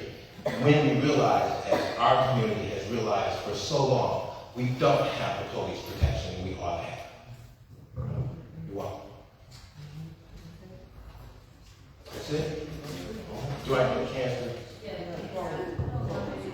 One more minute? 1 minute closing. I would just say this. I'm honored to have the opportunity to serve the citizens of Ward 1. I'm thankful and privileged and blessed to have a beautiful family that sticks by me. I'm thankful that a lot of the citizens in the neighborhood who know me know what my character is about. And I'm humbled by this entire process, because sometimes you think there's supposed to be a due process in the process of democracy, allegedly, until you realize there's some other tricks they have. And so at the end of the day, what's important to me is making sure that I serve the citizens of my neighborhood. I listen to them, and I listen to their concerns. And then I'm thankful and appreciative of all of those who have been praying for us and keeping them in their prayers. And I have felt that. I'm humbled by that. I'm charged by that. And I'm excited about having an opportunity to get this next 4 years and really show you what our community and our city can look like. Thank you.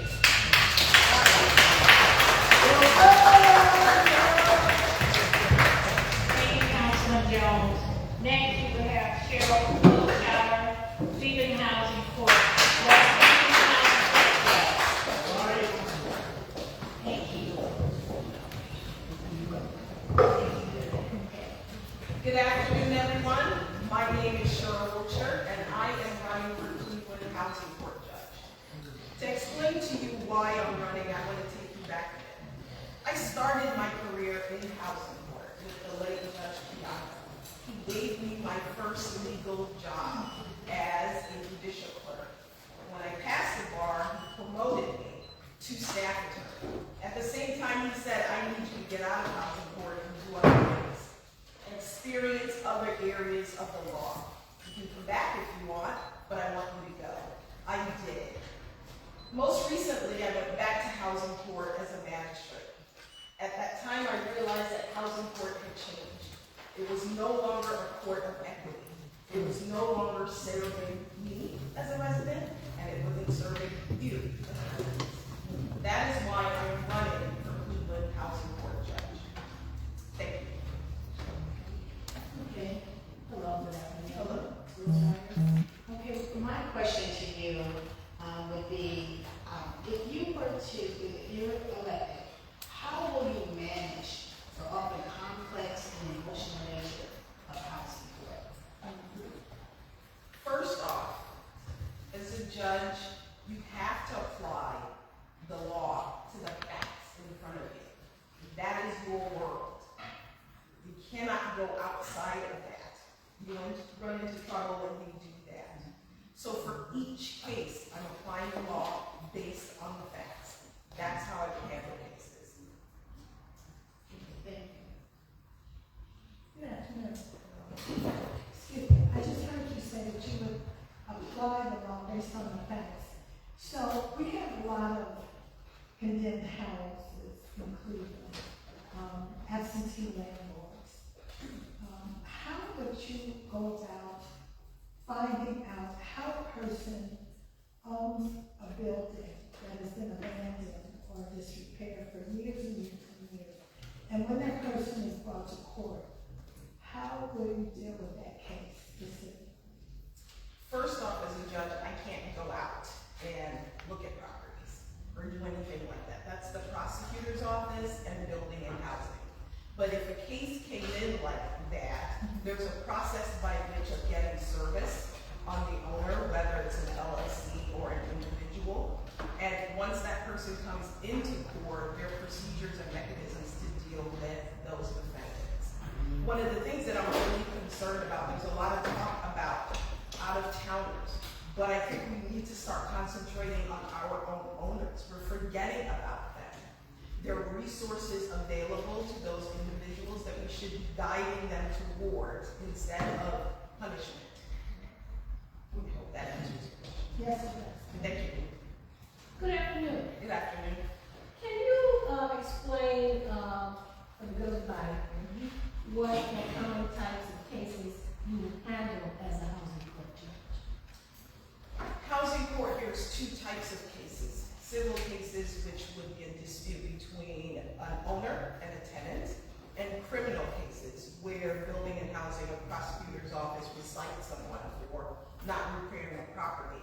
That citation would wind up in housing court if the owner doesn't make the repair. So those are the types of cases that housing court hears. Thank you. Okay, one more question here. How do you prepare, or how will you prepare and prioritize cases and manage your caseload effectively, efficiently?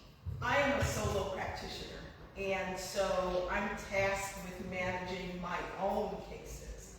Luckily, as a judge, housing court judge, you have staff, but at the same time, I want to know what's going on with that particular case. So I want to get that file, read it through. It's called pre-trying the case. You want to know what's happening with the case before you actually sit on the bench. You're not making a decision when you pre-try a case. You just want to know what's going on. So I want to spend the time pre-trying my cases, looking at my files. And another thing too is getting to court, being in court on time.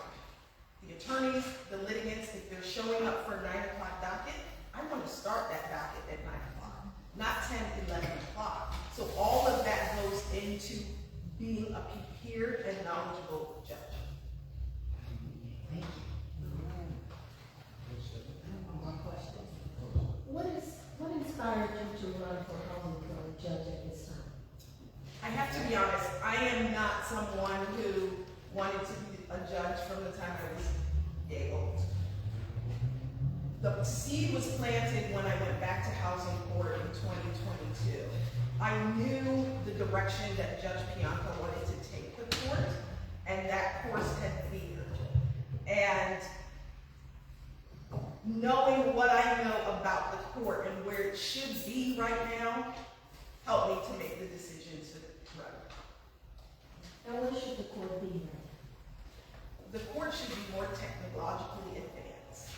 I practice in domestic relations companies, and we've been able to electronically file cases years and years, starting years ago.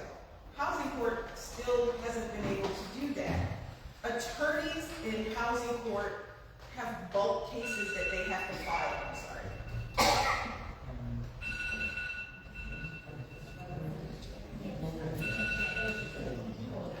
Thank you. Attorneys in housing court tend to file in bulk. So they have to drive down to the court with all those files just to file. Why can't they sit in their office and do the filing? The other thing is DocuSigning. The court has a pretty good mediation department or mediator, but if you're mediating a case and the parties are on Zoom and we need signatures, why can't we send that document to them by email, get the signatures, and get the case done? Instead, they're sitting there waiting. The magistrate has to read the entire document to them. Sometimes it's 2 or 3 pages long. That's a waste of time. So I think the court could be more advanced, e-filing, docu-signing. There are a lot of other things that I think the court can get into, but I don't have time to go. Thank you. Thank you. Thank you. Thank you very much.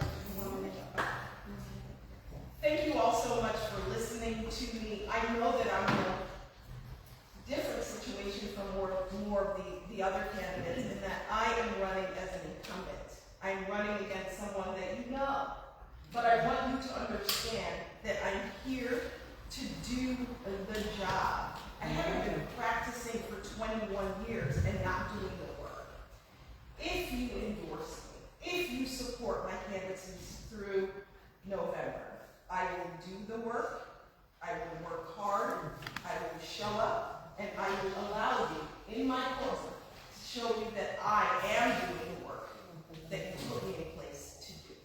Thank you.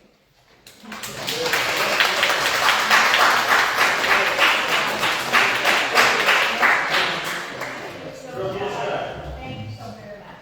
Next, we have Eric Stubbs, running for Cleveland City Council, Ward 3.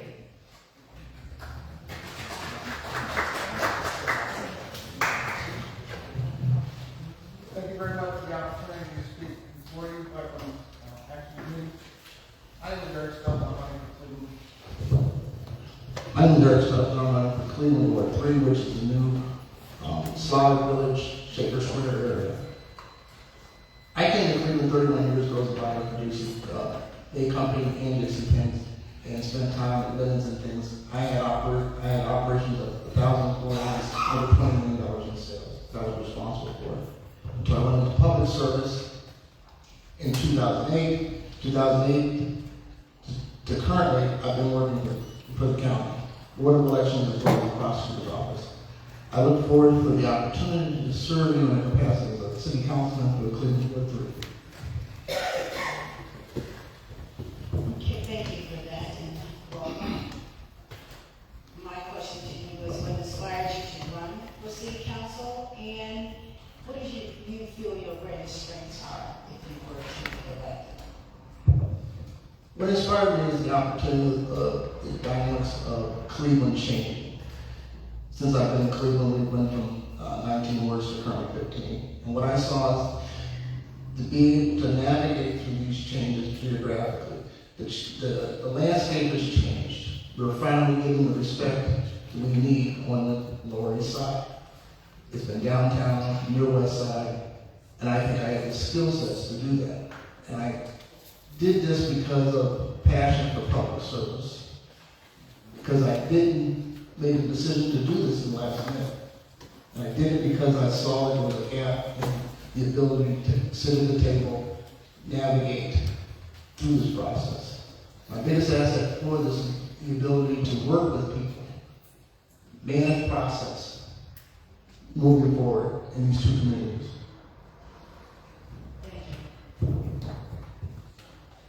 Good afternoon, Mr. Senator. Good morning. If you're elected to city council for Ward 3, what would be your top 3 priorities? My first priority would be safety. As I've canvassed, if I haven't heard 100 times, I've heard it 1,000. Safety is the number one issue in the Buckeye area and the Slavic Village and the Fleet Broadway area. In order to get through this process, nothing comes until we fix the safety issues that surround Shaker Square. I would put a police substation in both Slavic Village and Shaker Square, starting with money utilized from the casino fund.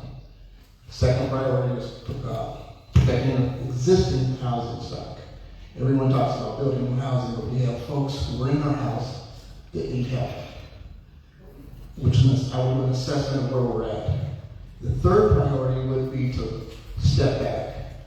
Any projects that had not been started, I would work with council as well as the administration to suspend any projects, because we at this point in time, we don't know where the bottom's going to fall off from the federal and the state level.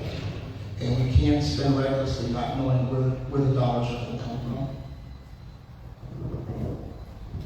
Good afternoon, Mr. Schultz. Good afternoon. If elected, how would you make sure you or your body's decisions are fully transparent and accessible to the public for you to review, to engage city residents?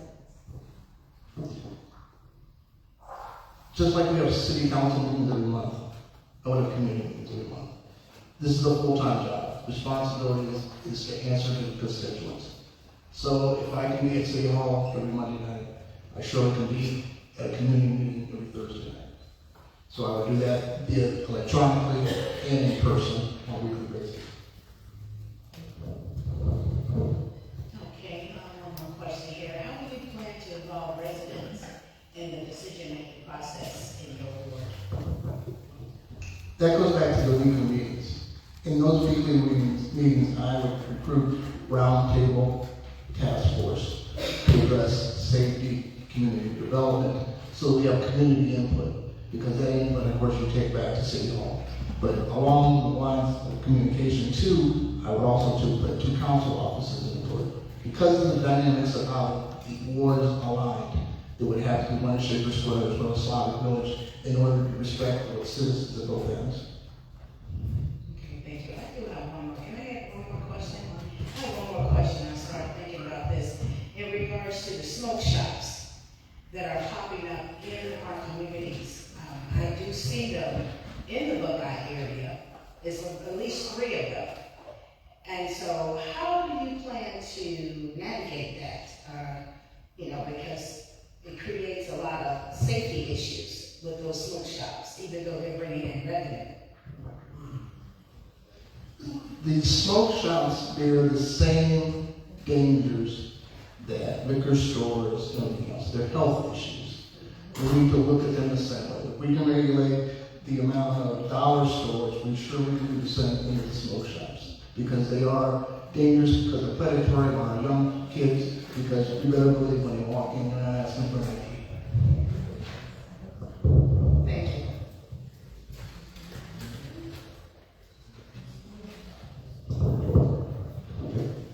Thank you for the opportunity to speak before you, veterans, political action committee. I humbly ask for your endorsement in this process. we're facing trying times, not only in Ward 3, but the city alone, as we see the gap in funding that's going to come. We've benefited from COVID for the last 2 years. Those days are over. And then we need to tighten our belts, be more responsible to the residents and constituents of these wards. Now is not the time to have someone in place that's not either inexperienced or does not have the resources to navigate through these times. I think I'm that candidate, and I think this is that time for this. So thank you for your time and opportunity to report it. Thank you so much, Mr. Scott. Next, we would like to have Tony Kuda, Cleveland Heights City Council.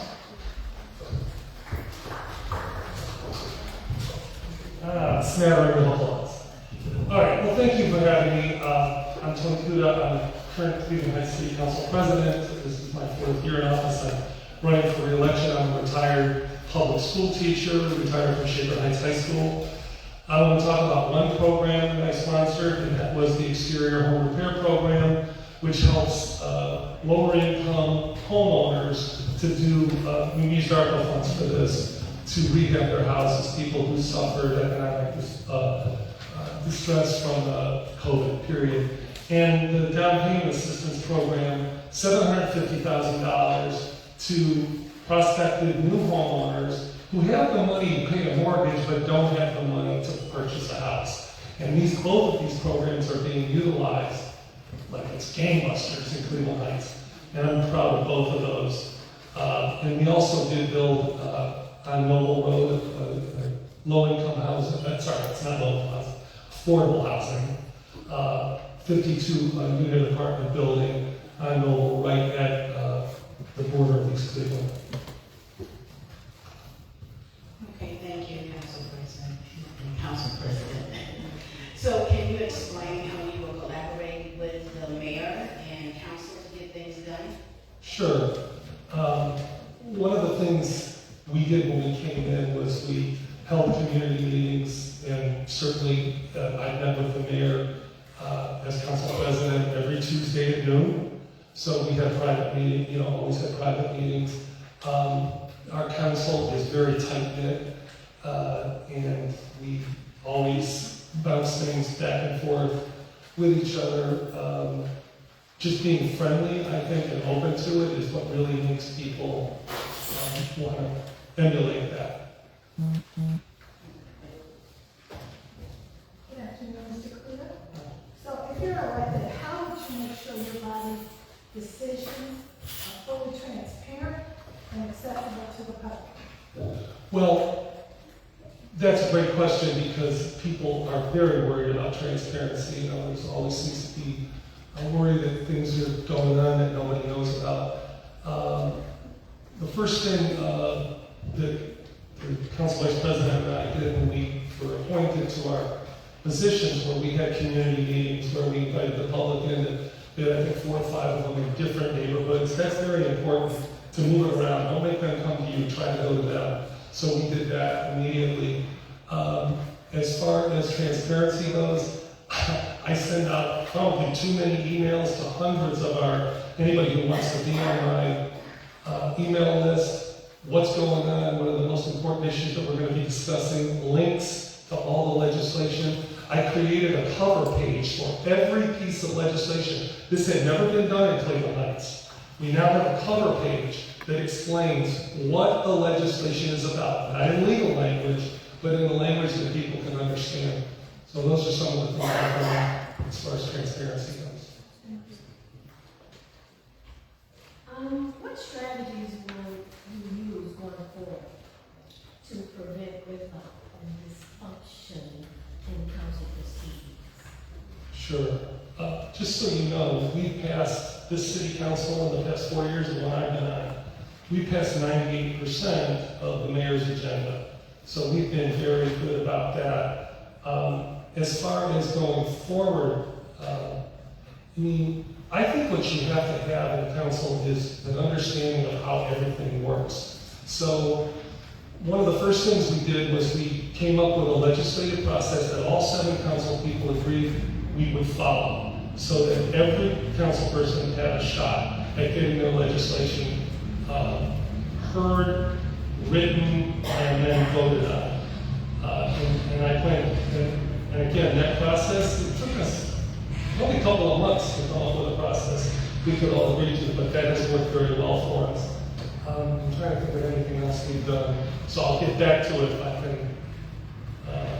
Economic development projects. We also came to an agreement with the planning department on how economic development projects would come forward, because that, getting back to your transparency question, was one of the things that happened. Every time a project came in front of council, invariably people would come in front of us and say, wait a minute, we never heard anything about this, and now you're about to, so anyway, that was very important as well. Have community meetings with the planning department before the legislation. Because people hate when you just drop it on them, and because guess what they say? Is this a done deal? That's the first thing we hear. So we tried to really work hard on that. Okay, I have time for one more question. Provide an example of a time when you had to make difficult decisions as a city council member. Oh, boy. You probably heard Cleveland Heights, everybody here recently. We've had a lot of difficult decisions. I think one of the most difficult decisions was voting no on the budget last year. That was difficult. I mean, you hate to tell a mayor, we can't do this. But I don't know if I have time to get into all the things that were not working. But what we did was we just didn't say no. We came up with a temporary budget, and we came up with a process for solutions. And come March, we did pass a much better budget than the one that would have been passed in December. So I think the important thing is don't just say no. Have an alternative, and try to move forward as amicably as possible. So I have my 1 minute. All right, well, thank you for having me. This is a great opportunity for me. I've lived in Cleveland Heights since 1961. Graduated from Heights High School. And right before I came here, this is the essence of who I am. I was at a volunteer meeting. I volunteer every Friday at Oxford Elementary School, right in my neighborhood, and I tutored kindergarten, even though I was a high school teacher. And that's how I've lived my life. I've been a big brother 3 times, and I love to serve my community. So I'm looking forward, hopefully, to another 4 years, and thank you again for this opportunity.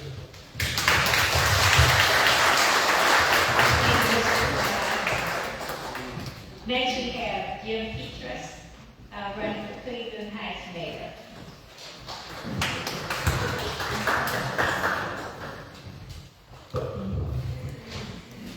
Can everyone hear me? Is it okay if I go? Yeah, my name is Jim Petras, and I'm currently a member of the Cleveland Heights City Council, and I'm running to become mayor. I was here last month for the meet and greet, and I'm really honored to be here today. I know that, I'm running for mayor because our city deserves leadership that gets the basics right. Safe and well-maintained streets, timely snow removal, strong parks, schools, and city hall that treats residents with respect. As a council member, I've written legislation to strengthen tenants' rights, fought for nonprofit programs when they were caught in red tape, and fought to keep city services running when city council was presented with an incomplete budget. But I also know leadership isn't just about policies, it's about listening. I've spent my time on council going door to door, visiting residents in every neighborhood, responding to concerns they've raised. That's the kind of mayor that I intend to be. So thank you. With that. Thank you so much. So, what makes you the best candidate for mayor? Well, I think that there were a lot of great candidates this cycle. I think that my experience working in IT as a project director differentiates me from some of the candidates. I have a record of bringing people together and getting things done in that role, and I think that that's important. Okay, thank you. Good afternoon. So what is your vision for the city of Cleveland Heights if you're elected? I want people to be able to walk through our beautiful neighborhoods, and those absentee landlords that have allowed properties to fall into disrepair, I want to see those improved. Whenever they walk through their neighborhoods and they see vacant parcels, I want those filled with new houses. There are cars that speed down our streets. There have been too many pedestrians who have been injured or killed. I want people to be able to go out and safely cross the street and not worry about their kids getting hit. Those are some of the things that I envision for our city. If elected, what are your top 3 priorities for the city? I think firstly, stabilizing our city's finances. So for example, our 2023 audit still is not complete. Our Moody's credit rating is now a no rating status, and we don't have a long-term capital budget in our city, so we just sort of lurch from crisis to crisis. That's first. Secondly, our basic city services, we need those to be improved and strengthened, so that means better filling our potholes and resurfacing the streets, better picking up our leaves and bulk trash, and improving our parks, schools, and our community center. And finally, improving our economic development. So we have a bunch of vacant parcels across the city. We need to do a better job at getting houses built on those. We need to do a better job at filling all the many vacancies, for example, along Coventry and Noble Roads. Thank you. Okay, one more question. With Cleveland Heights being a diverse community, how do you plan to work with diverse groups and in each area of the city of Cleveland Heights? So whenever I was first collecting signatures, it was important to me that I heard from all folks across the city. So I didn't just stand behind one restaurant and collect signatures. We have 33 precincts. I went to every single precinct and collected signatures from all of them. I do my very best to be present in the community, and so I'm regularly going to events across the city so that I can listen and learn from people about the concerns that they're facing. I don't want to be presumptuous and assume that I know what people care about. I want to hear from them about the things that matter to them in their neighborhoods. For example, there is a ravine in the Caledonia neighborhood where people have just been dumping things. I've made a great effort to go out there on numerous occasions to help with that cleanup. Those are the things that you learn about only from going into the neighborhoods and hearing from the residents about the things that they care about. Okay, thank you for that.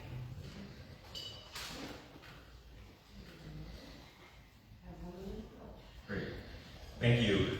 Cleveland Heights is a diverse city with tremendous potential, but we need leadership that makes government work better for everyone.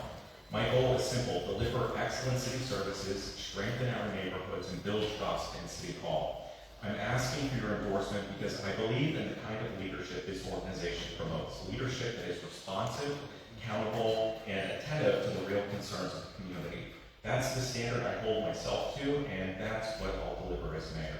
Thank you for the work that you do across the region, and thank you for considering my candidacy.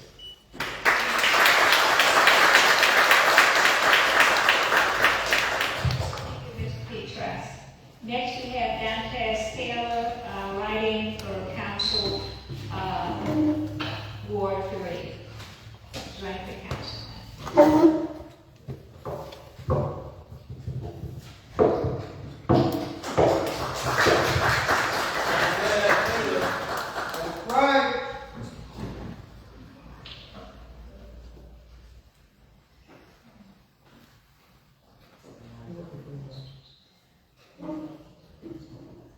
Hello, my name is Dante Taylor, and I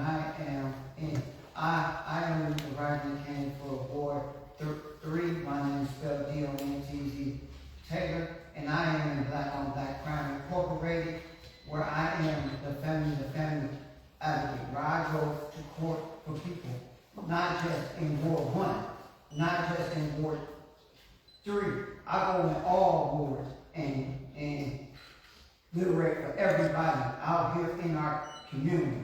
I am in Noble, where I go down to Columbus and fight the battles for our people out here and everything else. I do all kinds of things that I need to do for our people out here in our community.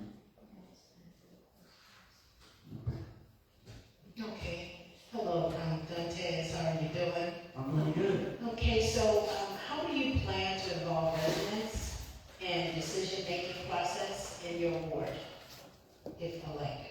If I'm elected, we're gonna have monthly meetings. We're gonna have monthly meetings, and we are going to start a ward club where we can have our residents advocating for their self, and which is me too. And when we have meetings, we'll have one every other week. Like the first week will be the ward club, and then the second week will be the council meeting where we can deliberate. And if I talk about a project, I'm gonna move that project to the fullest until I finish it out here in our community. Good afternoon, sir. What inspired you to run for city council? What inspired me to run for city council, that I want to see that the schools get back from a D to an A to a B, and get the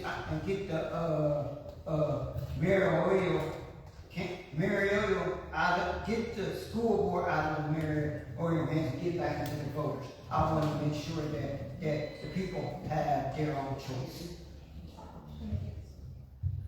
Good afternoon, Mr. Mayor. If elected, how would you make sure you and your body's decisions are fully transparent and accessible to the public for you to engage city residents? Can you say that over? I didn't hear you. You gotta say it a little louder. If elected, how would you make sure you or your body's decisions are fully transparent and accessible to the public for review to engage city residents?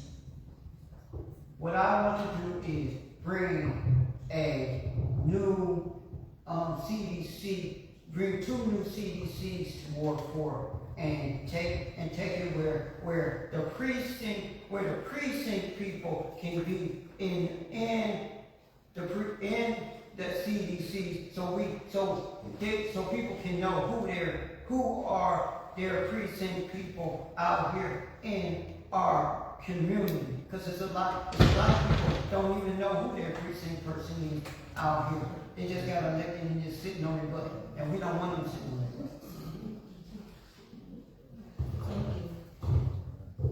Any other questions for Dantes? Yes, I do have one more question for Dantes. You know, you're in the community a lot. I see you.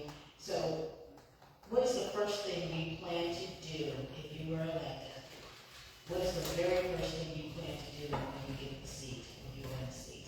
When I be elected to be in city council, I want to analyze about all the vacant houses, all the vacant lots. I want to be transparent and know that I have someone that can go out there and find out how we can be transparent and working with our seniors, our disabled, because our disabled is getting what you call it, not being looked at.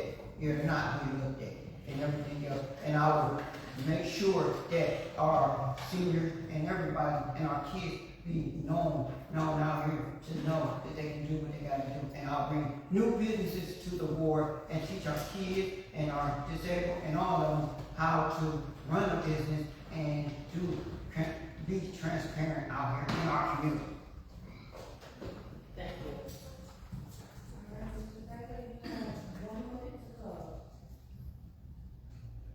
Hello, my name is Dantes Taylor, and I'm your right-hand candidate for Ward 3. And I am ready to take it down to City Hall and change the environment that's going on in our community and make sure that we have a cleaner one, we can clean our wards up and everything else. And God bless.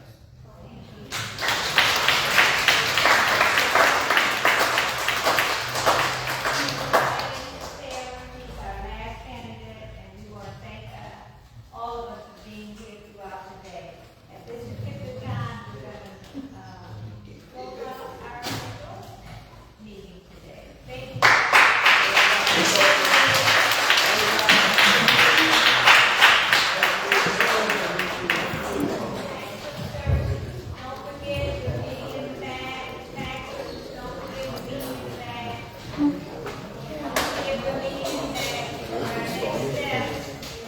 in next year. Are you shaking your head?